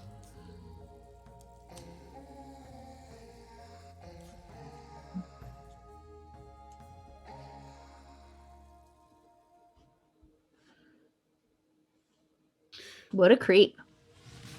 A creep? Yeah, that Candyman was like a real creep. Eh, He was not as adorable as the other ones. fair enough. Is this where Hamsar lives? Ham 3? Yes. Uh, okay, we got a few more of these to go. Do you mind if I take a quick bathroom break? Yeah, I'll vamp. All right, thanks. I'll be right back. Hello world. Welcome to the vortex. which is what we're going into next. Or maybe Vort X. You know, I also, for the record, I want to say, I'm not saying that Gatsby isn't problematic, because it is for sure.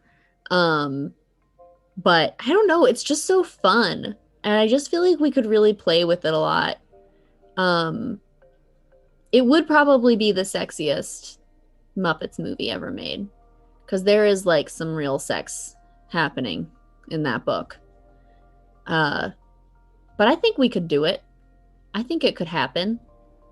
Um, we were talking to Blake and I were talking to about how uh when they made the Gatsby with Leonardo DiCaprio, that like he was just on the edge of being too old to play Gatsby, because he was like, I think they're all supposed to be like in their late 20s or very early 30s, like 31, 32. And I think he was like 38. And so like again, like, you know, actors play up and play down, but he was really on the edge of being able to play that character. And I'm so glad that he did, because as much as he is also a creep and dates women that are way younger than him, I love him as an actor. And I think he makes perfect sense as Gatsby.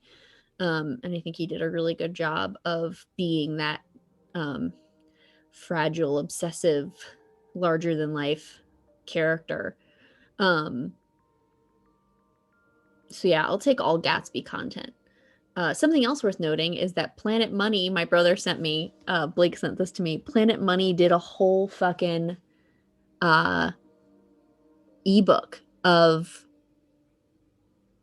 like audiobook of The Great Gatsby, since now that it's it's public domain, but it's just like just the fucking Planet Money people, which I think is so funny. Um, so now I can listen to it whenever I want, and maybe even cut out the part that Blake makes Blake sad. Hello, Nick and Auden. How are you doing today? Now I'm just being a creep. Um, but yeah, it is Yeah, a fun exercise. Hey, I'm back. You're back. I'm back. What kind of lies have you been telling? Just, I mean, about how I couldn't even make up something mean off the top of my head. I was going to say about how handsome you are, but that's not. Everybody can see you. That would be mean if I asked, what kind of lies are you telling? And you said something about me being handsome. It doesn't make any sense, though. Everybody knows how handsome you are. They can see you. Yeah. I was saying very briefly that as much as Leonardo DiCaprio dates women that are way too young for him, he, I really think, is like the perfect Gatsby, and was really right on the edge of being too old to play Gatsby when that movie came out. Yeah, that was kind of a casting uh it what do you call it when it's like a coincidence and it's good? What? Wouldn't that still be a coincidence? Yeah, but no, like a Like it was fortuitous? yeah, or it was sort of, it was serendipity that Yes. yeah, Yeah. that could come together when it did. Um, I never saw that movie, by the way. I don't know any. I don't know if it's good. Really? No. It's fun. It's Yeah, not fun, you know? yeah. I was just never really that interested. Still not really interested today, but Yeah, because you don't love The Great Gatsby and Leonardo DiCaprio as much as I do. true enough. Leo. Oh, look Uh, at you spinning circles. I liked what do you call it? I liked Once Upon a Time in Hollywood. Yeah, I need to see that still. We did finally watch Soul, by the way. Had you seen Soul? Have you seen Soul yet? Yes, we watched Soul. I think the day after Christmas. Nice. The day of Christmas, we watched Wonder Woman, Right. and day after we watched Soul. Which reminds me, yeah, we have. I, yeah, we could talk about that and other media. What did you want to say about Soul though? Oh, I was curious what you thought about it. Oh, I think I feel like the last time we talked, maybe we were streaming. Hmm. I said I had a joke about Soul, but you hadn't seen Right. it, and so Yes. I didn't tell the joke. Yeah. Tell But me. I put it, I put it in my letterbox review. Oh, Um, which I didn't read yet. yeah, it's the joke is the simple version of the joke is that Tina Fey can't help herself; she can't get away from blackface. Oh, yeah. Yeah. So that part of the movie is a little uncomfortable, even for me, Yeah. um, someone who is not like personally affected by that. Yeah. But it's a very good movie in my opinion. Yes. Yeah, I feel the same way. I had retweeted so that I could look at it later a list of reviews by black critics. Um Yeah, which I sort of glanced at, and I sort of got. I didn't dive deep into that, but and I it's sort of got the gist. yeah, and what I've seen was like a sort of mixed reviews. Yeah, Where there was a lot to like, some things that they didn't love. Um I did see in the credits that they had a sensitivity council or something like that. Which is to say that they were definitely taking risks. They were not taking them willy-nilly, if that makes sense.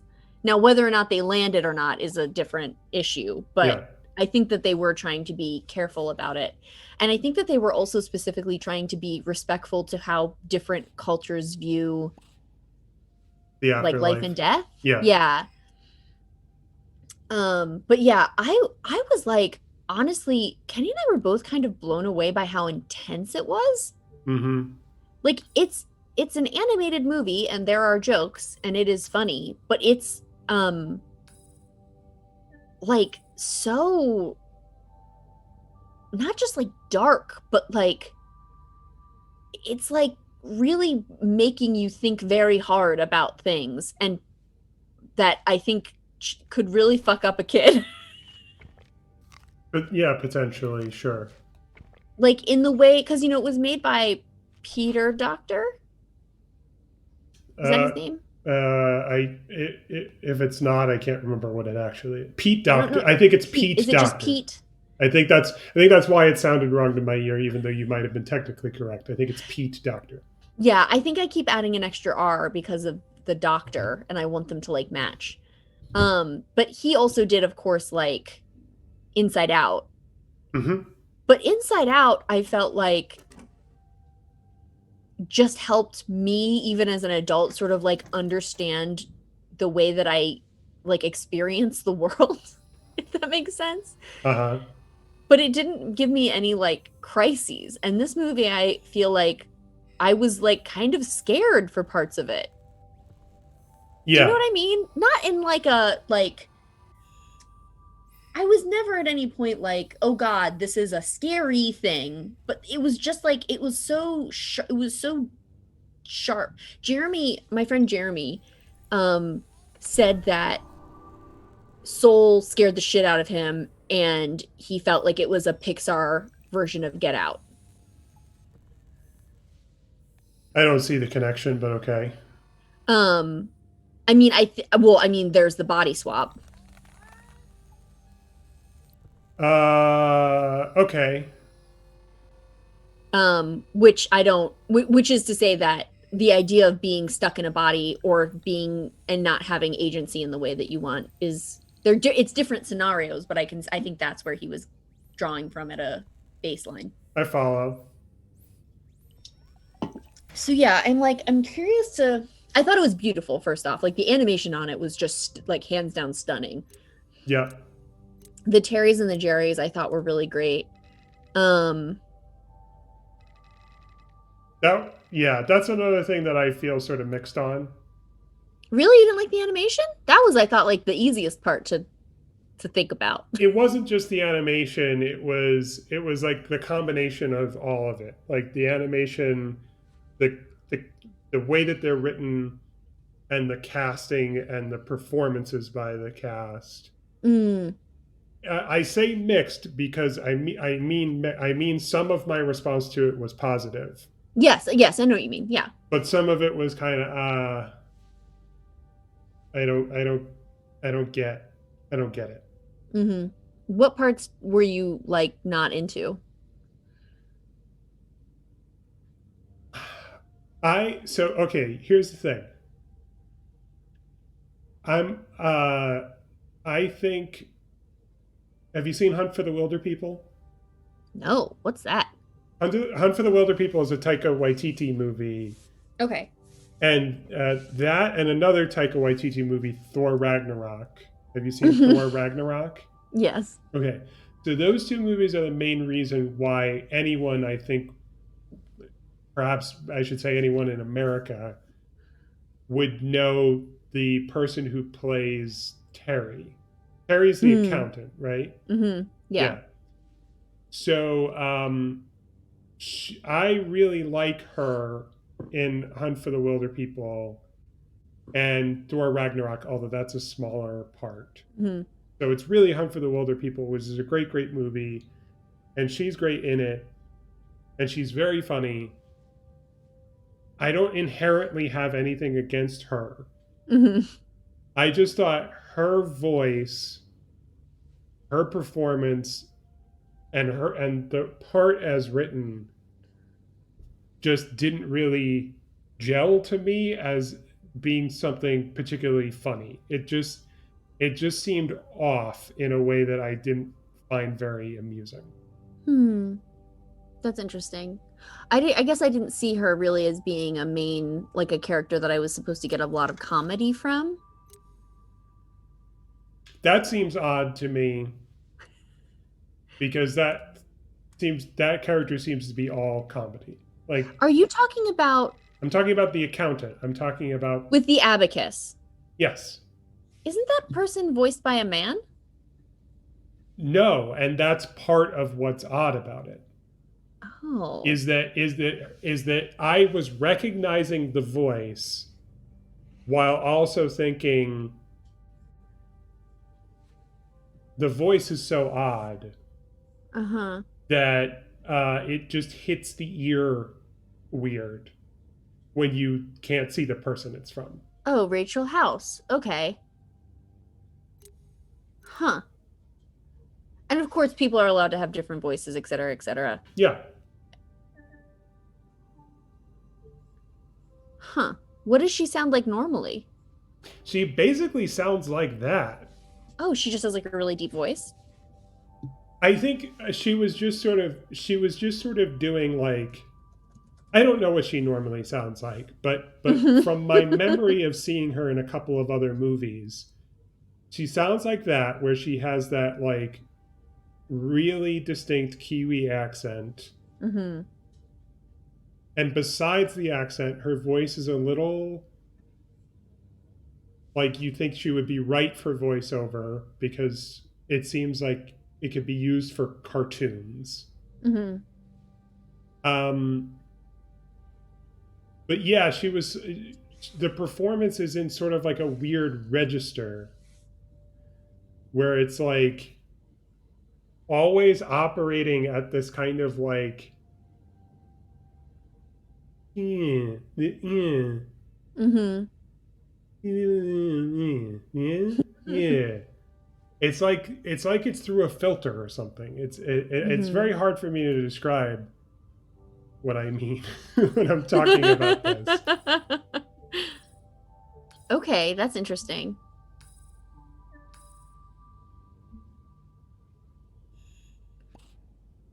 She was Moana's grandmother. Was she really? I was not aware of that. Yeah, which I actually found out because I just looked up a clip to try to see if I could find. And she sounds completely different as Moana's grandmother. Mm-hmm. Um, that's so interesting.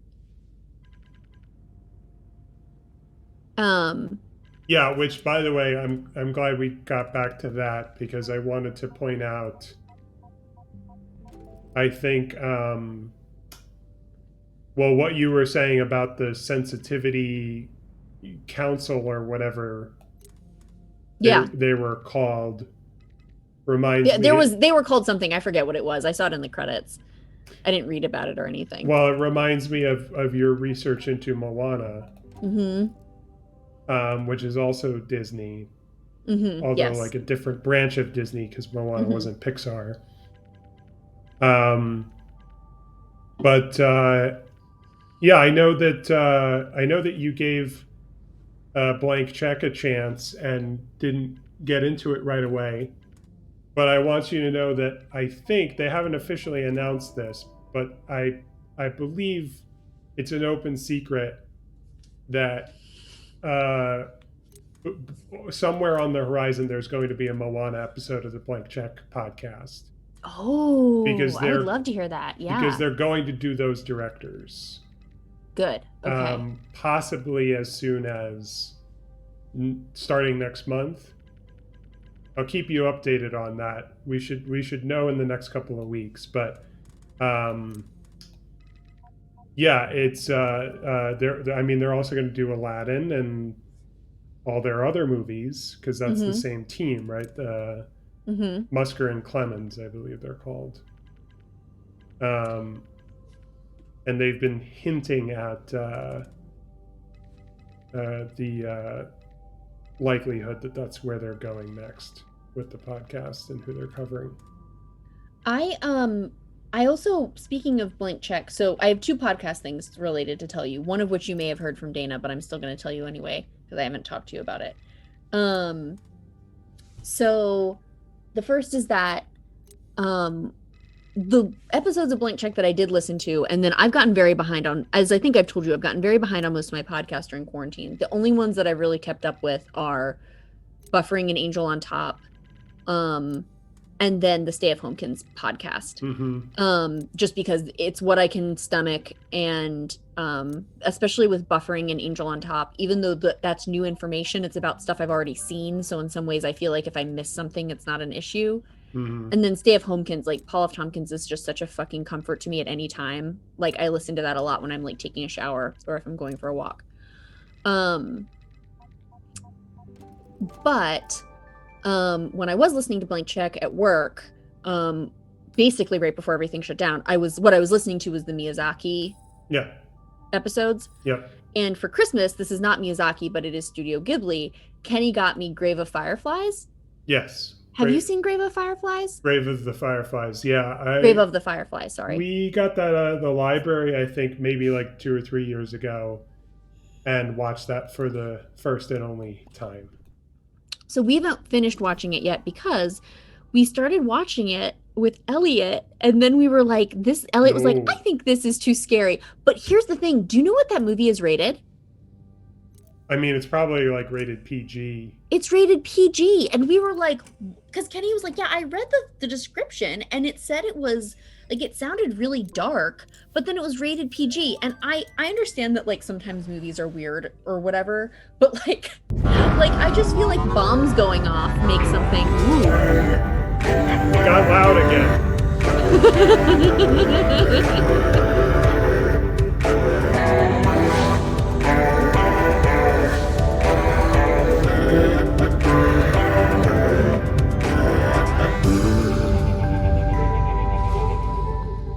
We did it. I don't know why this game is being inconsistent about the volume That's, it's set I to. mean, it happens for like 15 seconds. Like, who cares? And I mean, it's the best part Yeah. of the game is hearing their little songs. I can't blame them for wanting to showcase that. So yeah, I'm excited to finish watching it, but with Kenny, without Elliot. I mean, admittedly, we do probably show Elliot things that he maybe like quote unquote shouldn't see. Yeah. And he's usually fine with it because we explain it, and as I actually was thinking about this recently because okay. So did you see the poem that I had posted about the attack on the Capitol? To answer your question literally, Yes. You didn't read it? I saw it, which is not the same as reading it. No. I publish so little. I read everything you publish as soon as I can. Didn't you just post it on social media? A week ago. No, but I don't mean just as in like, didn't you just now? I mean, you just brought up publishing, which is different from what you did, right? Sure. Yes. Okay, so let me get into why I posted that. So I had originally tweeted something about this sort of as a joke as it was happening And I because saw the joke and I thought, yep, okay, yep, that's Liz talking. and then I thought, well, I might as well just actually write this poem, not as like something I think should be published because I think it's too temporal and I don't think it's necessarily going to be good. You were just writing it to write it and you put it out into the world. Yes, because I thought maybe somebody might find something in this or, whatever. And then people really liked it, which I was surprised by because I thought it was fine. You know what I mean? I didn't think it was trash. If I thought it was trash, I wouldn't have posted it.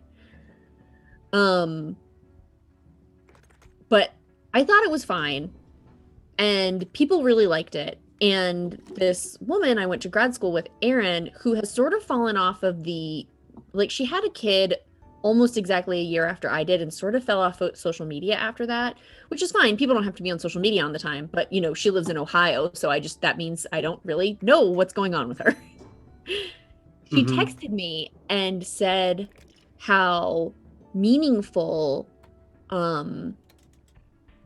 that poem had been to her because her daughter is again like essentially a year younger than Elliot and also was sort of seeing the stuff that was on the TV and having questions about it and she didn't really know how to talk to her kid about it and when she had read my poem even though there's like the part with Elliot in there is so small she had like suddenly had like a sense of like oh I can do this basically like it's Mm-hmm. not like this is confusing and impossible it's like this is confusing and that's the angle you take right Okay. and I was realizing as I was talking to her about this is that Kenny and I, in some ways, are lucky in that we have talked to Elliot about death constantly because of Kenny's dad dying. Yeah. And so it's not, even though it's something that can make Elliot upset or confused or sad, we actually have quite a bit of practice having to explain like really large, bad concepts to him. Mm-hmm. And so many movies or something like that so like the fact that this guy died in Soul I think could have really fucked up a kid who's never had to deal with death but Elliot was just like whatever like people die what's happening next Yeah. And I think that has also let us sort of get away with showing him things that he otherwise might not have been like emotionally like ready for Mm-hmm. but also we've just like made it so clear to Elliot that like if he is scared by something we can turn it off and Yeah. so it's what we did and it was fine With Grave of the Fireflies. yeah But Elliot watched Soul then? Or mm-hmm. you yeah. Yeah and he seemed to get it for what that means for Elliot if that makes sense Yeah. The whole family enjoyed it. yeah That's good. and he thought it was funny and was into it Yeah. It's a movie with a it's a movie with some flaws, but not flaws that like ruin it for me. yeah same Just a few flaws here and there on top of uh, very good story. I want to read more of those reviews to get a perspective that I might not be thinking of. But I really do feel like this is a movie that I'm going to have to see how my perception of it changes over time, if that makes sense. Mm-hmm. Um, not like, oh, I'm going to hate it someday, but like, I just think that I haven't fully absorbed it. Uh-huh. um, which also, in terms of movies aging, Elliot watched Ralph Breaks the Internet twice. Have you seen that movie? Yeah, I watched it on a plane, so I've seen it, but not in the best way possible. So Elliot watched it. I mean, Elliot's watched it more than twice. What I meant was when Elliot was home with us recently, he watched it twice, at least. Hmm. And I am so curious as to how that movie is going to age. They made so many choices. Yeah. Um, by the end, I really liked it. Me too. And I liked what it was sort of about in the end Hmm. because I found it very relatable. Hmm. Um, but that's the only choice that really sticks out in my mind. I guess I just mean like Is like the final one. what is this movie going to mean to us in 20 years? Hmm. You know what I mean? Like because of the way technology and social media and websites change over time, like what when somebody watches this movie in 20 years, what is this movie going to mean to them? Uh huh. If a kid like Elliot can watch um Snow White now and get it. You know what I mean? But Yeah. what will a child seeing Ralph Breaks the Internet in 20 years think of that movie if they're like 7? You mean because of all the references to like pop culture stuff? Because it's not just references to pop culture stuff, it's like references to like things that I consider to be incredibly temporal. Uh huh. Like eBay or YouTube or um just like the way that the internet functions in general. Like Yeah. is that going to be in 20 or let's even say 30 years so different? um like will those like I think Facebook also shows up, like are these things going to make sense or is it going to be this enormous jumble of like not know, like are there going to have to be entire guides that are like these are all the things that are happening in this movie? Yeah, like the editions of Shakespeare that I read in high school. Yeah. I'm so curious about this, like I don't, and again I don't think it's bad. It's just I feel like sort of stands out in a different way than other Yeah. movies in Hmm. that sense. And they and when I say they made choices, I mean like they made the choice to go all in. Yeah. Yeah. Absolutely. Um, a couple of the things are sort of fabricated, like the sort of video streaming isn't YouTube, but they're a competitor of YouTube, right? Right. And so like that's made up, but they could have just like they could have done, and they I guess they probably never would have done this based on the way Wreck-It Ralph was, but like hypothetically they could have done something that leaned more towards something like Night in the Woods, where everything is completely fabricated, even the religious holidays. Uh huh. Not again, they wouldn't have been able to completely do that because we already know how they handled it in the first movie, but um it's just like times 100 the first movie. Right. um okay, the podcast thing I wanted to tell you. Yeah. So your lovely partner Dana Hmm. very kindly a few weeks ago responded to a tweet by Cameron Esposito. Yeah. Yeah. I've been told about this. Yes. Yes, and she followed me when, so the tweet was, for anybody listening, who would you like to see on Query, her podcast this year? And Dana said, me. Not me, Dana. Me, Liz. Yes. And Cameron followed me. And that was very exciting. Because I love Cameron Esposito. I love her work. But Cameron follows thousands of people. That's not that big of a deal. I mean, it's a big deal, but it's not uh like It's not a guarantee of things to come. yes. This last week, Query followed me on Instagram and Twitter. Yes. And Query only follows like 177 people. And Query has 173 episodes. So I'm just waiting to get an email from Cameron Esposito is my point. Well, or a producer. Yes. Can you imagine if I had checked my phone right now and like actually gotten the email as we were sitting here? That would be I huge. also I also don't think I just for the record, I don't think this is necessarily going to happen or happen at all and maybe in fact they will unfollow me. Um but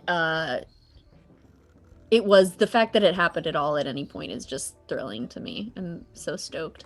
Yeah, that's very cool, and speaks to the possibility of more cool things to come. Yeah. Um, I think I have to find like a safe combination or something. Wow, that guy taking a bath looks like he is having a time. Yeah, let's give him some privacy. So, Uh, hmm? where's the safe? It's in the middle part here, Okay. and so I opened this up, right? Uh-huh. And then there are 4 buttons, and as I push the buttons, these little lights light up. Uh-huh. But I think I need to push them in a certain order, I see. and so I think there must be some indication somewhere of the right order. Hmm. Um, and I also haven't really figured out what to do in this space. Hmm. I know I can turn that off. At one time, I pulled this book and the shelf turned around, but that doesn't seem to be happening anymore. Uh-huh. And I can also turn these candles on. Ooh. And then he wakes up again. Yeah, so I can wake him up and I can put him to sleep. And Can you go up one?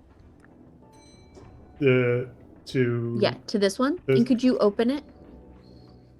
So this is this room, yeah, and it doesn't seem to have a slidey door like the top one did. not at this time, no. Okay, so go down again to another one. So this man is frozen, and I have helped him before. I'm not entirely sure if whether the goal is to help him or catch him ultimately.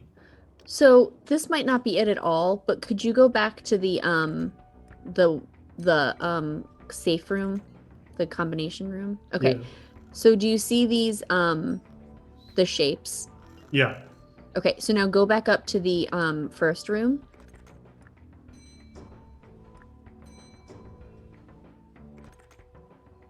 Do you see how the slidey door looks sort of like the one shape? This, Yeah. yeah. And then if you go down, I think 3.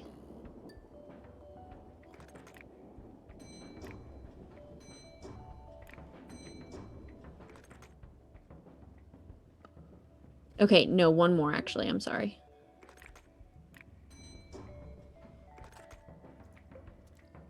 There's like a triangle up in the corner too, like a slidey door looking thing that looks like one of those shapes. Yeah. I don't know if that's it, but that's the only thing I found that seems to be indicative of this.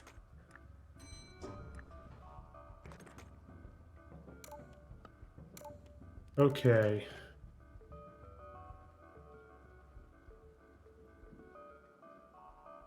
Maybe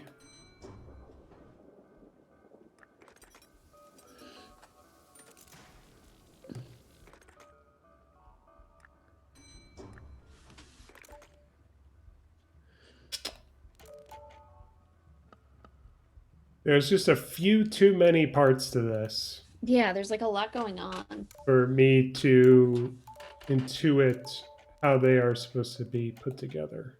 Oh, what about this radio up here?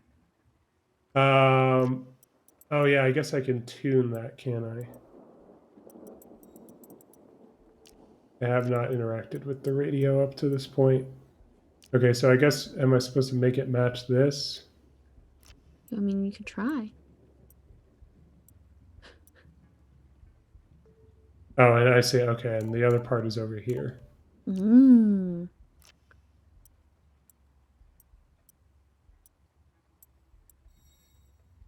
Oop, I went past it. Ah, okay. Well, so that's something. This man is awake now.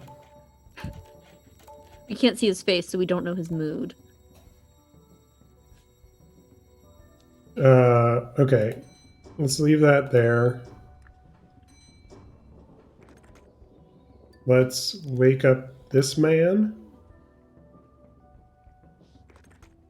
Hey, man. Let's do this.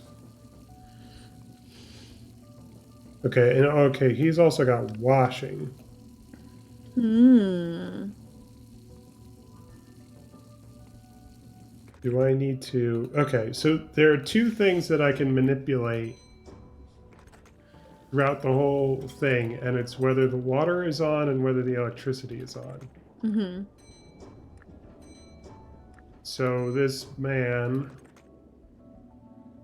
with the electricity on gets his washing done.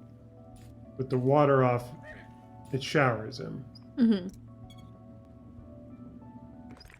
That didn't seem to do anything. Let's do the opposite. While I'm doing this, have you did you ever watch Wonder Woman? No. That's right, because you still haven't gotten HBO or Yeah. a way into that. Oh. What's that guy doing in there? So he want okay, yeah. So this, I guess it's good to know that I can recreate this, but this is a step that I've already gone through. Oh, okay.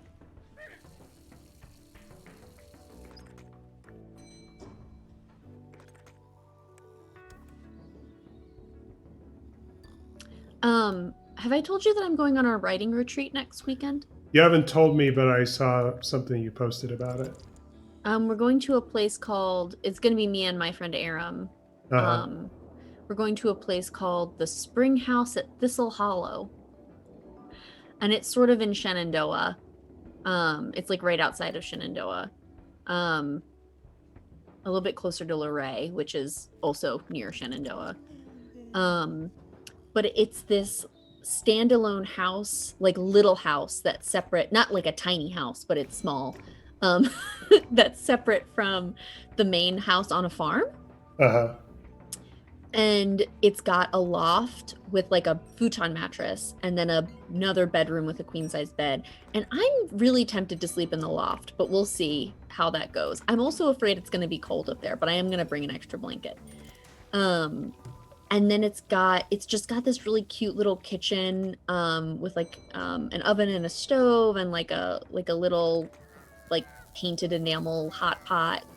And we're going to go for like, we're going on Thursday, but we won't be getting there until very late, and then we're leaving on Sunday. So I get really 2 full days of writing in, and I'm gonna try to finish like tidy up my manuscript for Brassica, so I can start sending that out. Cool. I'm like really excited about it. And there are also cows that live nearby that I hope to see. Neat. And the people there own chickens, but it's winter, so chickens don't produce as many eggs, but hypothetically they might give us eggs.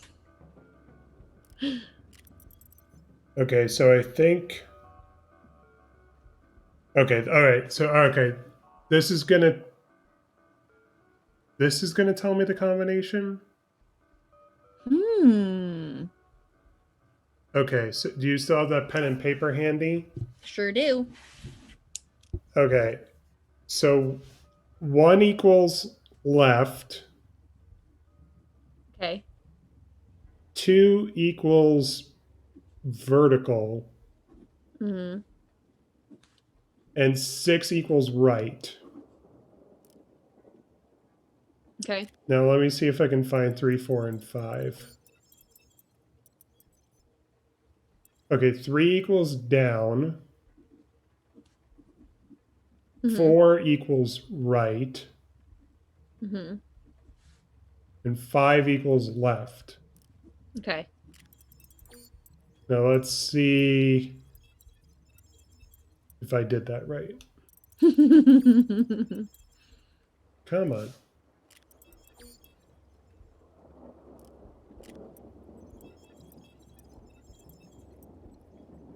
I wish I could talk to you more about Wonder Woman. Have you watched WandaVision yet? Yes, we did. We watched both episodes on Friday. I love it. How do you feel? Very good start. I'm I will say I read Dylan Roth's review of the first two episodes, Okay. and he also really liked it, but he had a part that was like a little bit more spoilery, and the spoilery part was basically him saying like, for those people who know about Scarlet Witch outside of the movies and in the comics, you know that she's capable of like manifesting realities basically. Yeah. And he's like, you might believe if you're just watching the movies and the TV show that somebody is doing this to her. And I was like, I didn't think that at all. Kenny and I both were like, no, this definitely seemed like she was doing this to herself. Until the second episode, when you can hear a voice literally saying, "Wanda, who's doing this to you?" Oh, I just ignored that as them thinking that them being wrong. You know what I mean? Yeah. No, It that, just seems and so that clearly to me to be about her grief immediately, but well, yeah, and I think it very much is. I think the very interesting mystery is is we're going to find out to what extent is it one thing or another or some combination. yeah, for sure. And there are sort of two tracks that I have in mind when I say that. And one is what Hmm. you were just talking about, which is it her doing it to herself, or is it like bad guys doing it to her, Hmm. or is it both? Yeah. The other thing is it just a delusion that's all in her head, Hmm. or is it like an actual alternate reality, or is it something in between where it's sort of both? Yeah. And that's going to be really interesting to see. All right, what was that combination I gave you? Okay. 1 left, Hmm. 2 vertical, 3 down, 4 right, 5 left, 6 right. Okay, that worked. Hey. Oh, hey, here's this creep again. Now he steal the money. Okay, so to review, I have successfully aided the robber in stealing from this man, Hmm. as well as this man. I believe Hmm. we already got his gold. Hmm. Don't know what the point of the alarm clock was. Hmm. And this man, Hmm. uh, but we haven't stolen anything from this man. Mm-hmm. So, where are we going with this? Did you notice who played Dottie? Yes, and Dana and I had a conversation about this last night Oh yeah? because we both had the experience of knowing that that was someone, Oh, really? but not actually recognizing her. Okay, so I literally heard her as soon as she was on screen, like at a distance on the sidewalk, and I heard her say a word. I said, "It's Anya." And I wish I had, and my whole so I had to look it up, Hmm. and my reaction the truth when I looked it up was I couldn't believe that I wasn't even close to getting there. Really? Yeah, and it just goes to show like how little I've like interacted with Buffy for like several years Mm-hmm. that I just it was just a blank spot. Sarah didn't recognize her at all. Hmm.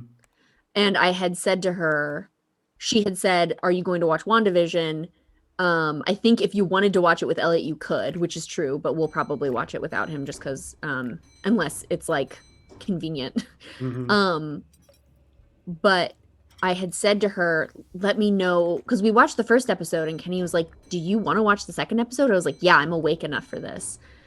And when I had said to Sarah, like, "Did you watch? Let me know when you watch the second episode." She's like, we just finished it." And I was like, "Anya." And she was like, "What?" And I was like, "Dottie." And she was like, "Oh." And granted, I am watching, like, I'm in the middle of watching season 6 right now. So, I am seeing Emma Caulfield, or Emma Caulfield Ford as she is um listed. Mm. Now, I guess she's going by a married name as well. But yeah, I her voice is so specific. Yeah, I fully should have picked it up, and I only knew that there was something there. I Hmm. didn't put it together on my own, which is sort of shocking to me. I was also really excited to see Kitty. Who is that? Kitty is, I don't actually know her actress's real name off the top of my head, but she was Mrs. Hart in the first episode, and then she was also in The Oh, Crown a little Kitty bit in the from that second '70s season. show. But yeah, Kitty Yeah, from that '70s right, right, show. right, right, right, right. Yes, I love her as an hmm, actress, and she's she great. really does fit into that aesthetic like Right. so perfectly. Yeah, it's impeccable. It was impeccable casting across the board. I mean, Yeah, yes. the you know guy who plays the boss is also excellent. I don't know his real name, but I know him as Cy Abelman because not only did I see the movie A Serious Man where he plays Cy Abelman, but Hmm. also the internet has kind of made a meme out of Cy Abelman Oh. because in the movie he's this like basically he is this figure for the protagonist of like the man that he's always compared to Hmm. unfavorably. Mm. And so the internet has sort of made a meme out of like Cy Abelman as like the ultimate like alpha or something like that, which is just funny because of you know who that guy is and what he sounds like and what he looks like and his whole vibe. Can you turn on the candles and the light at the same time? Yeah, like that. I'm not saying that would necessarily do anything, but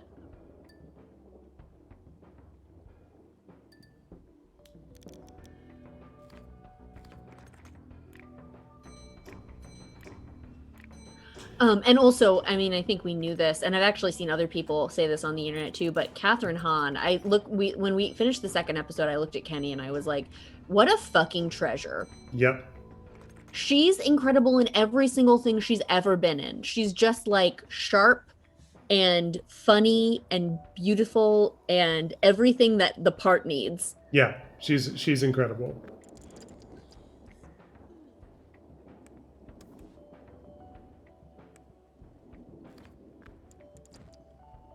Can you unplug the lamp?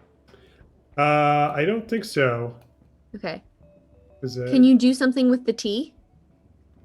I've tried clicking, dragging, and holding just about everything in this room. What is that? What the little handlebar? Here?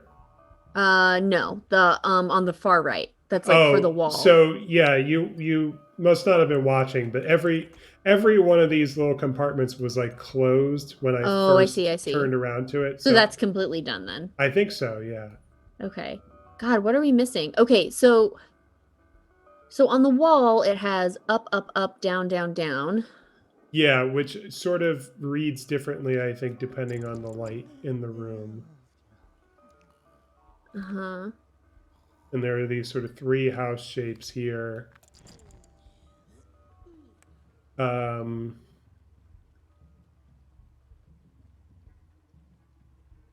I've tried turning the water on and off. I don't think that does Mm-hmm. anything in this room, as far as I can tell.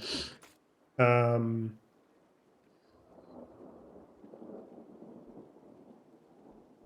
don't think I can do anything with the washing.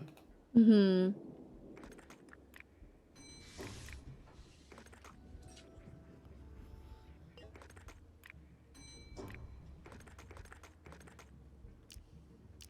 It's odd. It seems really arbitrary that I could wake up this man with the alarm clock.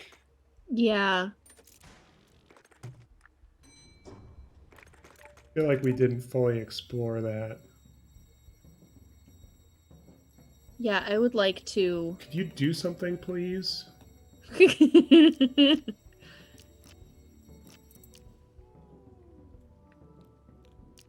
I think he just goes right back to sleep. Yeah, I oftentimes go right back to sleep after I make something stop screaming at me.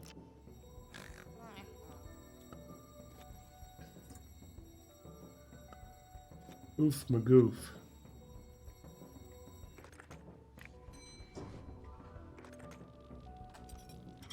Yeah, I don't know, man.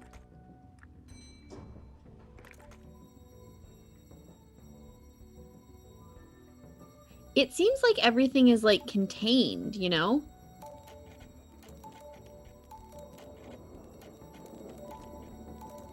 You mean like what? Like something in one room is not going to affect the things in a different room? Yeah, except for the Water and electricity water electricity. situation. Yeah. Yeah.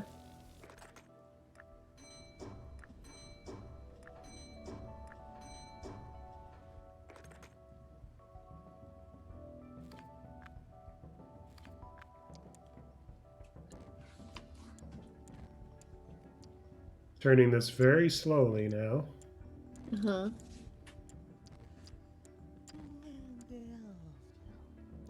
Hmm. Okay. What was it? What did you do?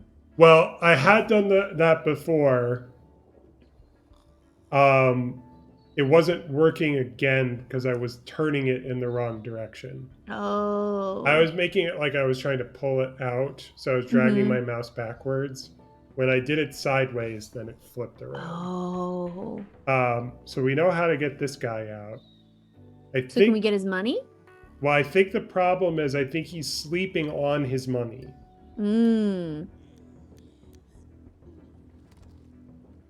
So I think if we wake him up, the robber will hide. Mm-hmm. But if he's asleep, then we have no access to this coin purse. Okay. I think is the problem. Well, what happens if put him to sleep I'm trying.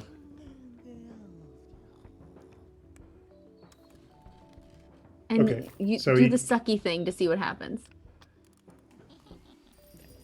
Oh, okay. Got it. All right. I thought I had done that and I must not have done that. Oh my God, what a little trickster. Why I was struggling with that so much. All right. Let's see whether or not it gets loud. No, just like moderate sound. Um, there's another. So besides WandaVision, there's another thing that just premiered, which, like Wonder Woman, we can't talk about because it's on HBO Max. Hmm. There's a show called Search Party. I've heard that term. Yeah. So I guess it was. Term. I guess it was originally on TBS, Uh-huh. and now it's like a Max original. Oh, okay. Yes, Uh, because it has Aaliyah Shawkat in it. yes, she is the star of it. Yes. Um, very good show. Kind of kind of mixed. It kind of starts strong and then goes in directions that are not as strong, Mm-hmm. but sort of consistently enjoyable enough to be worth watching. Nice.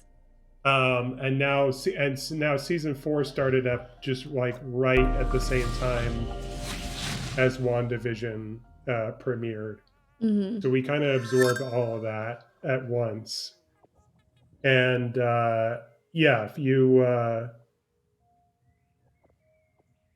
get your hands on that HBO Max subscription, watch Search Party because it's good, and watch Wonder Woman because it's not very good, and we should talk about it. Okay. Sounds good. Um, yeah, I love Aaliyah Shawkat, and I'm sad that she has not been in more things that I know she's been working consistently, but I just don't encounter her as much as I'd like to. Yeah, she's great. Mae Whitman, on the other hand, I feel like I run into constantly, who I also love. Mae Whitman was Egg. Speaking of eggs, which I am Exactly. dealing with right now. Um, and she and Aaliyah actually worked together even before Arrested Development as like little kids. So they've known each other for like ever. That's interesting. I'm not familiar with that.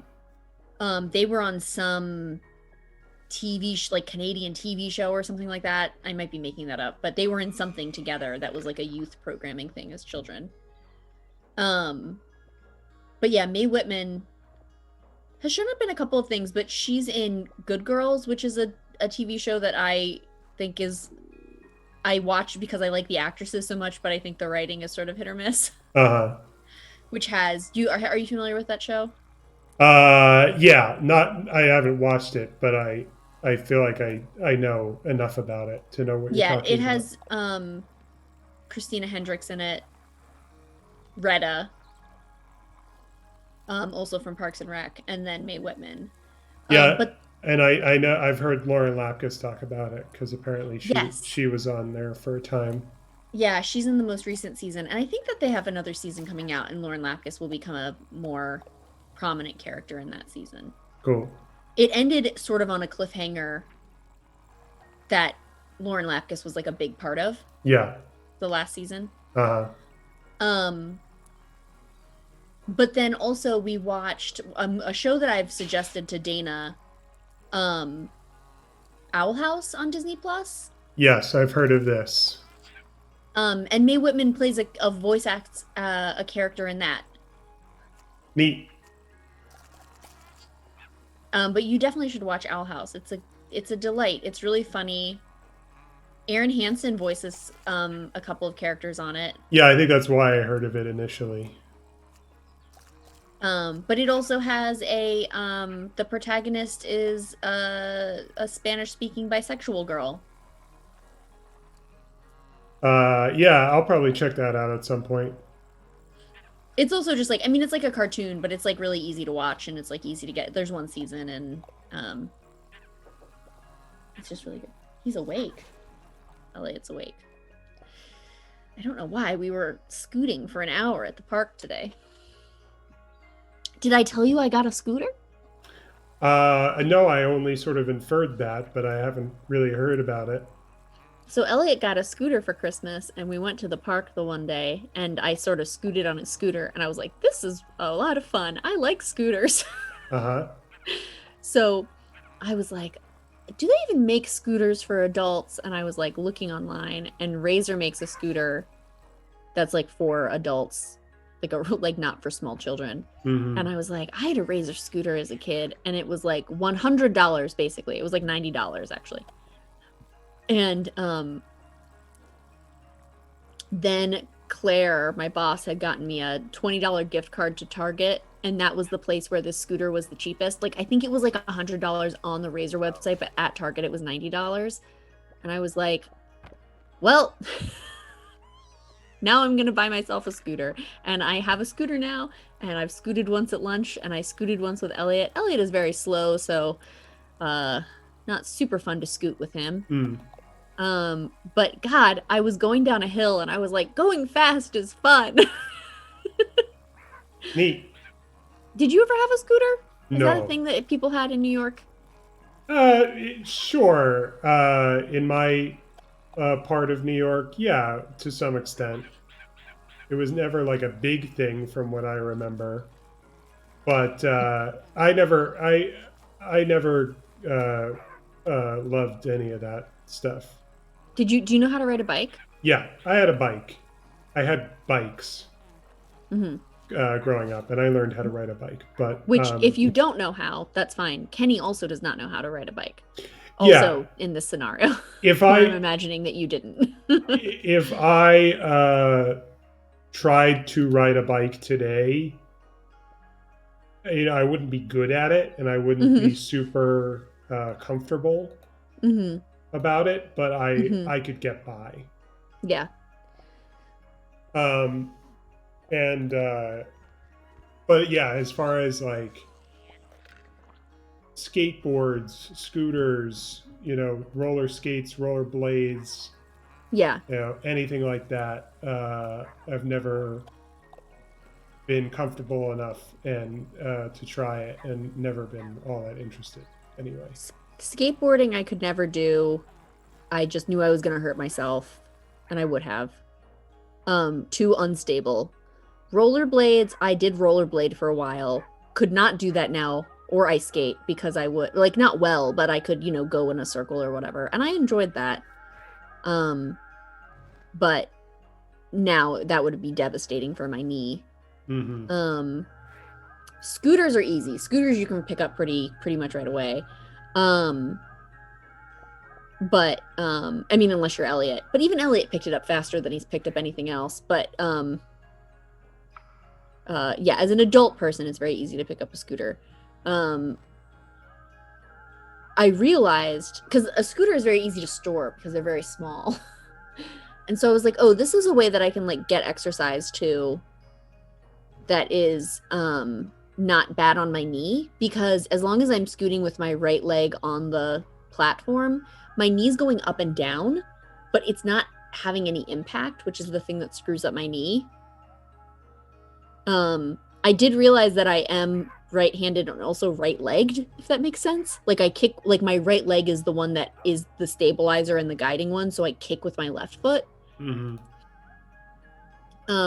I have been trying to switch a little bit, even though I know that might hurt my knee a little bit more just to be balanced.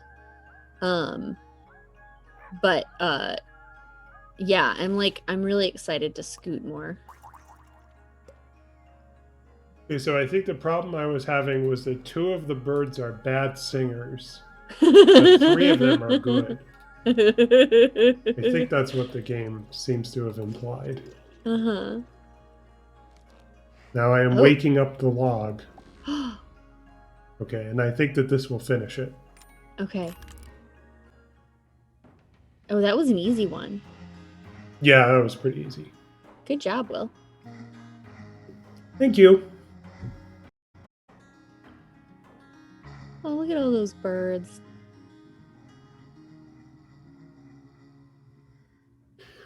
I thought of one more thing that I wanted to say about WandaVision, Oh yeah, please. which is while I'm so pleased with the first two episodes, not just as the beginning of this series, Mm-hmm. but as the beginning of the whole Disney Plus MCU TV experiment. Yes. And part of the reason that's like a strong factor in my response to it is I'm not 100% confident that I remember this correctly, but the way I Mm-hmm. remember it was the first show that they ever announced they were doing in this Mm-hmm. context Mm-hmm. was Falcon and the Winter Soldier. Mm. And I don't remember hearing about WandaVision until later. And so Mm-hmm. my assumption for a long time, and maybe this was the plan at one point, or maybe it was never the plan, and it was just a Mm-hmm. bad assumption of mine, was that Falcon and the Winter Soldier was the first show we would ever see. Oh yeah, that makes sense. That Uh, makes complete sense. but now that it's WandaVision, Mm-hmm. and that came first, Yeah. and that is like, you know, the idea of doing television Yeah. Yeah. Yeah. is baked into everything about the show. Yeah. Is like, oh, it's like, oh, like this is great because it feels like it's like for a purpose, and Yeah. there's like a clever angle that they're coming at it from, where it's like it's making a statement that Yeah. we're like, it's not just, not just an episodic, something that we could have written as a movie. Mm-hmm. It's like, if we're going to do TV, we're going to We're make gonna a do show TV. about TV Yeah. and our characters. Yeah, and also like yeah, it's what Dylan was saying, like it's really wild what they're doing. Like it feels like almost completely different from anything else we could have expected. Yeah, And in some ways it's sort of a shoe-in because it's so big right. that they can sort of do anything, but he's like glad that they are basically. Yeah, And I was like, yeah, that makes sense to me. It was when I was watching it too, I just felt like, there's so much like foundation for this happening right now, and yet I like it felt so niche to me, which is funny because it's not. It's this like super highly produced thing, you know what I mean? yeah. Well, But that's it felt very specific. yeah. The game's getting very loud, probably because I think this might be the final level. Ah. Um, I'm just gonna focus on the conversation for a minute or two. Yeah, that's fine. Um, yeah, that's sort of the fun, interesting paradox about uh, the whole genre Mm. uh, in my mind, and I feel like some people might write this off because superhero movies have been so ubiquitously gigantic for quite a few years now. Yeah, like a decade or whatever. Right. But in my mind, it's it's still interesting. Like, Yes. even if I even if I agreed with people who think that the whole thing is too formulaic and the movies are Mm-hmm. not interesting, just the big picture in general, like what's going on at the macro level, is still interesting to me because superheroes and comic books were, in my short lifetime, Mm-hmm. were supposed to be niche Yeah. and Yeah. sort of like a hobby for some people. Mm-hmm. And it's like if around the time that I was, going from adolescent to adult, like mainstream, the most popular thing in the world was like Magic the Gathering all of a sudden. Yeah, yeah, It's yeah, like yeah. like those two like went hand in hand, Yeah. like reading Marvel comic books and like Mm-hmm. playing Magic. Yeah. It's like all like yeah, it's like if the popularity and the success of the Lord of the Rings movies Yeah. spawned like a bunch of successful, like just Mm-hmm. as successful, just as popular Not the Hobbit. copycats, Yeah. instead of like just a bunch of mixed bag of like nobody can really replicate it. Yeah. It, Absolutely. it's Yeah. just it's just the whole that whole genre is just it's still kind of, Mhm. you know, they try to make it, the mainstream appeal thing, but it's really really hit or miss. Mhm. Whereas the superhero movies, you're like, some are better than others, but like you're basically going to make a hit every time. Yeah. Um, and yeah, I still think that that's like a weird phenomenon, and it's good to see that with WandaVision, they're like, this is kind of like the way I talked about Guardians of the Galaxy on the podcast. Yeah. It's like, okay, we know people, we've got people on the hook. Mhm. They actually trust the brand Yeah. of like Disney Marvel. Yeah. So like, we can experiment with some stuff, and we Mhm. can make, Doctor Strange a main character, and we can make Black Panther, and yeah, and WandaVision is sort of a large step farther in that direction, Mhm. where they're like, okay, people are gonna tune in for whatever we show them because Mhm. we tell them it's part of the Marvel Cinematic Universe. Yeah. And so, I don't think that they necessarily feel beholden to doing, like repeating the same formula Mhm. over and over again. I think they probably feel beholden to, uh, you know, making something interesting. Mhm.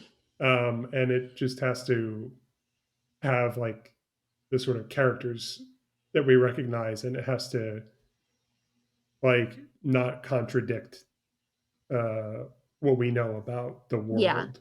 Mhm. And that, so now I just want to make one additional statement about that, which is stepping out way farther Mhm. and more macro and more big picture, which is, we've talked a lot about in our conversations on the podcast about like paying attention. Mhm. And I feel like, sometimes you have a thought and it's like, okay, that thought has always been there, I've always known this, but I just thought of it like a specific way of framing it. Mhm. Hello, Dana just got home. We're still streaming, just so you know. um what I found is that I think, in my experience, media, like movies and television, Mhm. used to sort of punish you for paying attention Mhm. and for asking questions like, okay, if X, then like why not Y? Mhm. And like, to the extent that you could be rewarded for that, paying that kind of attention, you would be rewarded with like the cinema sins, like everything wrong with the X-Men timeline. Sort of like your reward is like, oh yeah, How you flawed this you is. found the plot hole. You found Yeah. how, okay, like You somebody, watched that Justin Bieber video way too closely. yeah, somebody didn't care about, whatever, uh, thing that's supposed to be in the continuity. Whereas the MCU, uh, innovation is that you are actually rewarded now for paying attention Mhm. to details, because they actually put in the work to be Mhm. like, okay, if we do this with this character, then what does that mean for the whole world and all their relationships and stuff like that? So like, um I'm now I'm gonna apply this to something specific, and but I'm repeating what I've heard other people say now Mhm. with this example. I'm not the first person to point out this example. Yeah. But in Wonder Woman 1984, which you haven't seen, Yeah. it's the year 1984. Uh-huh. Wonder Woman, to some extent, fights crime. Uh-huh. We see her do it, for example, early on in the movie, where she stops some robbers and saves some lives in a mall. Mhm. and the movie takes the time out for Wonder Woman to destroy the security cameras that she would be seen on in the mall, Mm-hmm. which made me think for a moment, oh, okay, maybe that is the story that this movie is going to tell, is that her arc is she's going to go from, working in the shadows to being a public figure. Mm-hmm. In fact, that has nothing to do with the story of that movie. Mm-hmm. And the only reason it's in there is it has everything to do with the continuity of the larger universe, which set up in Batman versus Superman and in Mm-hmm. Justice League that until present day, no, the world at large did not know who Wonder Woman was. Oh, yes. Okay. Yeah. So Zack Snyder or whoever who made that decision Mm-hmm. decided for everyone making Wonder Woman movies, Mm-hmm. i.e., Patty Jenkins, that anything prior to like the 21st century, Mm-hmm. whatever she did, it could not have mattered enough for her existence to not be a secret. Yeah.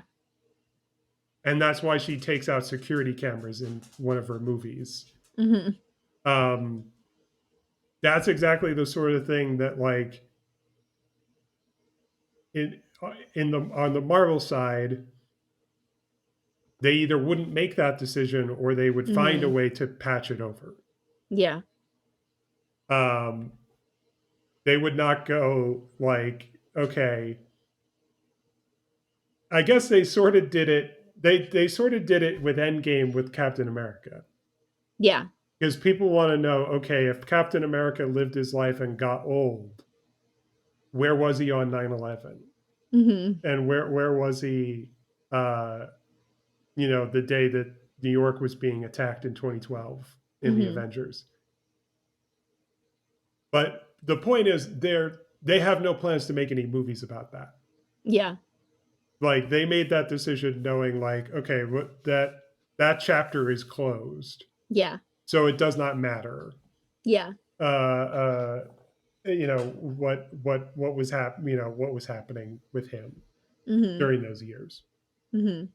He just gets to live happily ever after.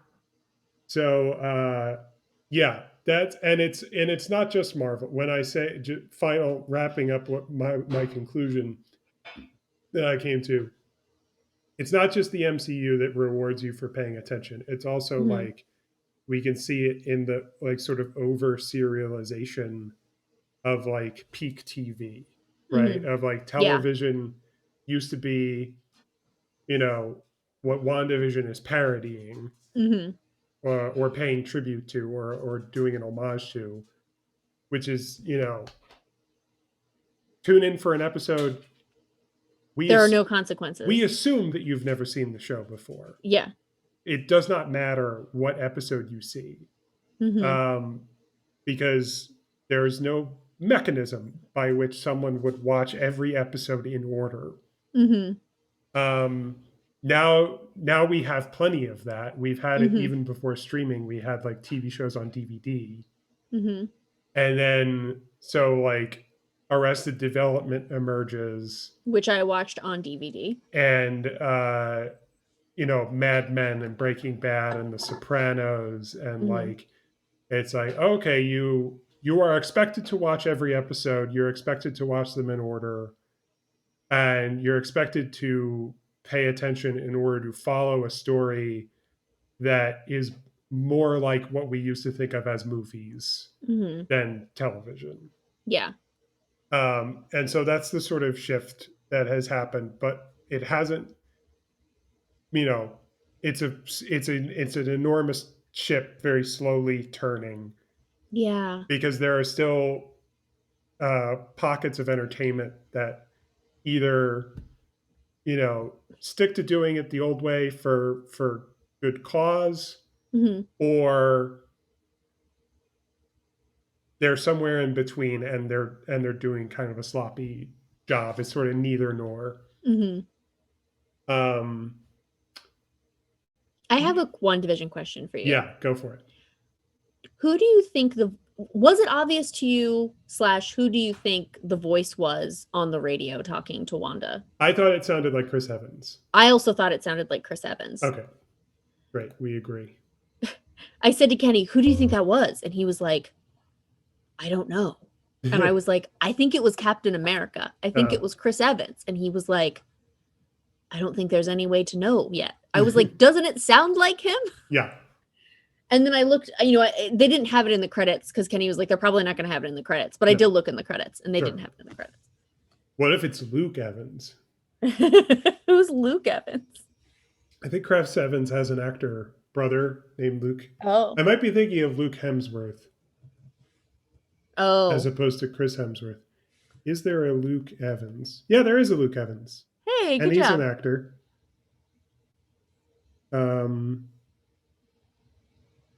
I don't know if he's related to Chris Evans. Mm-hmm. It says he's Welsh. Here,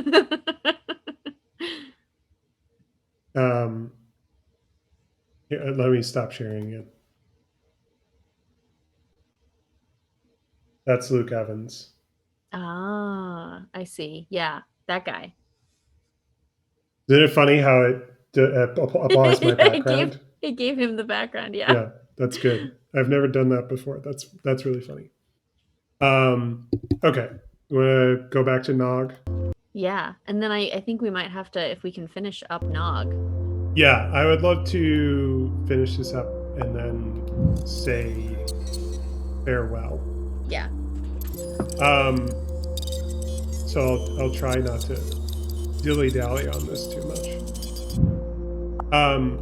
I had another question that I wanted to ask you.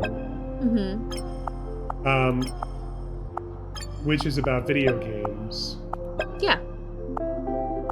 I know that you and Kenny play video games, and you have a PlayStation 4 and a Switch, much like we do in this household. My question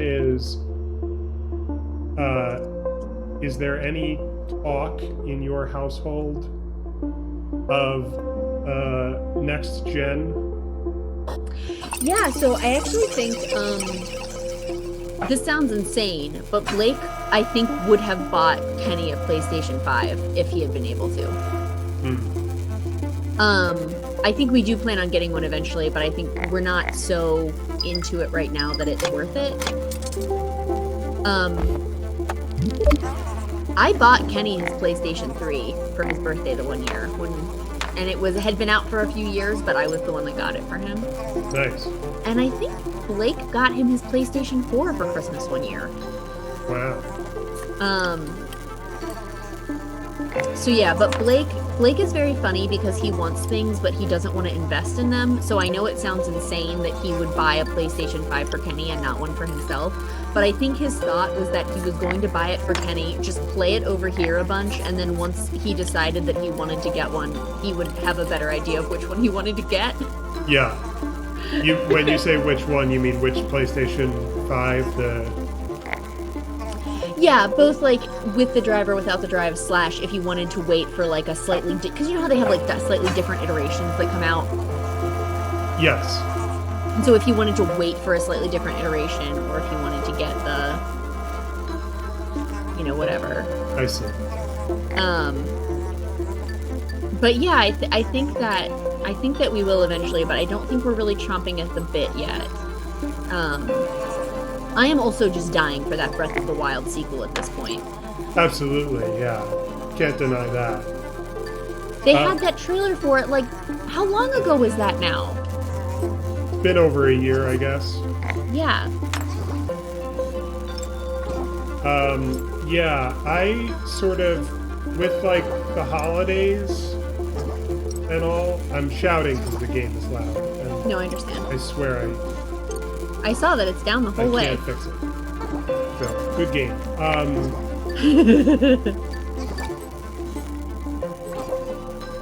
Since holiday shopping began, for me. I have, for better and for worse, sort of fallen backwards into. I can't talk and listen to this. It's That's fine. I'm trying to say that I accidentally kind of tied some of my happiness to like retail therapy. Yeah, sure. Me too. And so I and there was also like broader than just retail therapy. There was like a lot of anticipation going on in my mind of like, Mm-hmm. okay, like when am I going to hear more news about the vaccine? Like when am I? This might sound strange and boring, but honestly, a big part of it for me was waiting day after day. When am I going to get my W-2 so that I can file my taxes for 2020 and try to get my return as early as possible? Oh yeah, that's I also feel that as soon as Jan 1 hits every year. That Right. does not sound silly to me. I do my Okay. taxes the moment I can get them, and all of my coworkers make fun of me. So that's me now. That Mm-hmm. that hasn't always been me, but that started last year and it continued into this year. Yeah. Um, and also anticipating my own birthday, Mm-hmm. which today is my last day as a 30-year-old man. And so all of this sort of translated into me trying to be like, okay, what can I control? Like when I receive it, like Mm-hmm. what's the next thing that I can order, and it'll come in the mail and I'll have it. And also, it can't be underestimated how much joy I get from like having a new toy. Oh yes. And I said to Dana recently, like this can even apply to like when HBO Max came out, I had this feeling. Like a new streaming service is like, okay, I get to like set up my account, I get to log in, I get to look through their whole catalog, I get to make Mm-hmm. my list of things that I want to watch. Mm-hmm. Um, and when I have a new toy, and the epitome of have this feeling is getting a new video game console, Mm-hmm. especially in the modern age of video game consoles, where like you have to take it online, you have to have like an account. Mm-hmm. And so like the hardware of like plugging everything in and setting it up with the television is one thing, and then booting it up and then going through the process of like initiating, like that's a part of it as well. And Yeah. then getting it to actually play with it. So I accidentally got into my head that like I want a PlayStation 5 and I want it now. Uh-huh. And so now I just look online several times a day, every day, for like, can I get one now? And the answer has consistently been no. Well, Uh, hopefully it would only have to be yes once. that's right. Yeah, that's true too. Um, but yeah, it's become kind of it's become a fixation. Obsession is too strong a word. I know what you mean, though. I know It's the a fixation. Yes. Oh my god, what is happening? I'm just gonna wrap this up really loudly.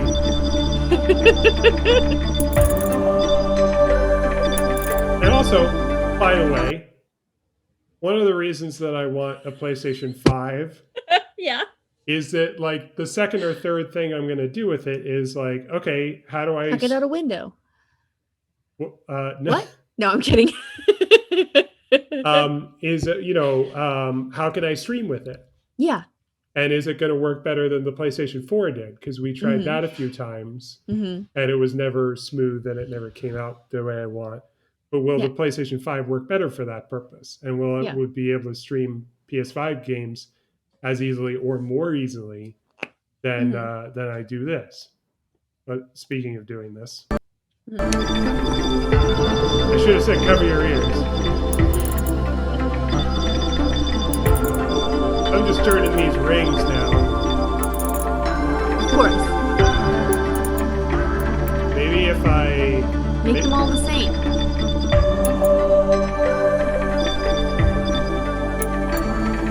be more meticulous about this now. Being more playful with them.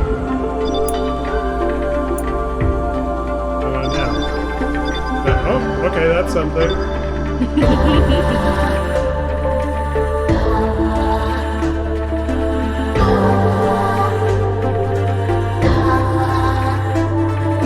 might have a visitor soon. Telling Will we might have a visitor when we know it.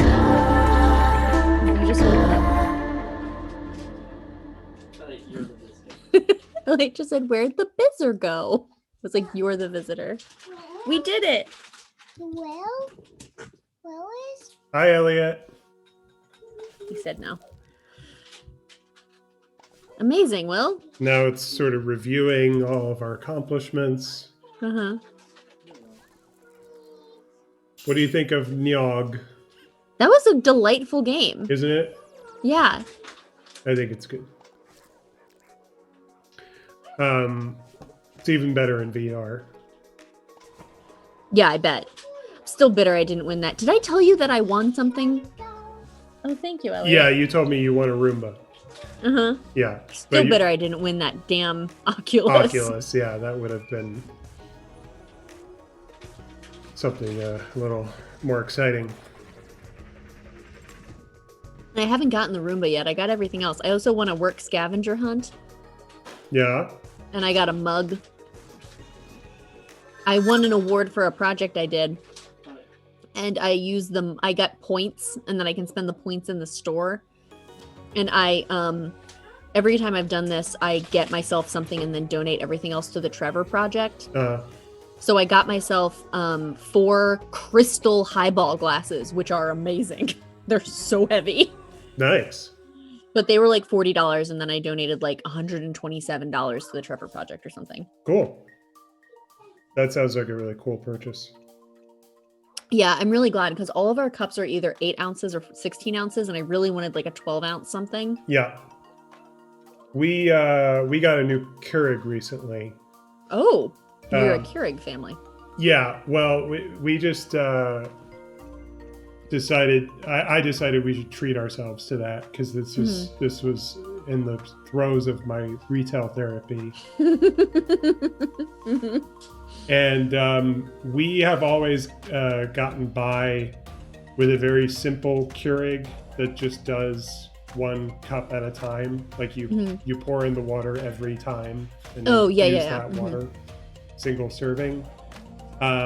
We got what is called a duo. It has a large reservoir for the water. And it not only does the K-cup single servings, but it also has a carafe. It does a pot of coffee. Nice. Yeah, all in one. Elliot just said to Rudy, he's so cute. Oh, that's nice. That's amazing. Yeah, so that's kind of the latest thing to give me that new toy feeling I was just talking about. I got myself a milk frother early on, which recently got bent, and so now it sort of goes whoop, whoop, whoop, whoop, whoop. And I need to get a new one. Hello, ambiguous hand. Oh my god. Well, Will, I think we've had like a good stream. Yeah, I think that was that turned out to be a good stream game because of the length of it from start to finish, and because it worked. Yeah, it worked great. Except for some volume issues, which were really minimal. A+. Well, we will not be able to stream next week because I will be retreated. Yes. I will have retreated, and technically I'll be back Sunday, but I will want to spend that time with my family. My family that I live with, because I of course consider you family, Will. Thank you, and the same to you. Okay. I said that and I thought, oh God, Will might not. No, why would I deny something like that? So yeah, we'll see you soon. Definitely. dinosaur game. Oh, somebody's about to get to play Jurassic Park on the SNES. Oh, congratulations. A little streamer in the making. He just said, I tell Mama she's done with her call, which is not true. It's almost true. All right. Bye. Bye. Love you. Love you.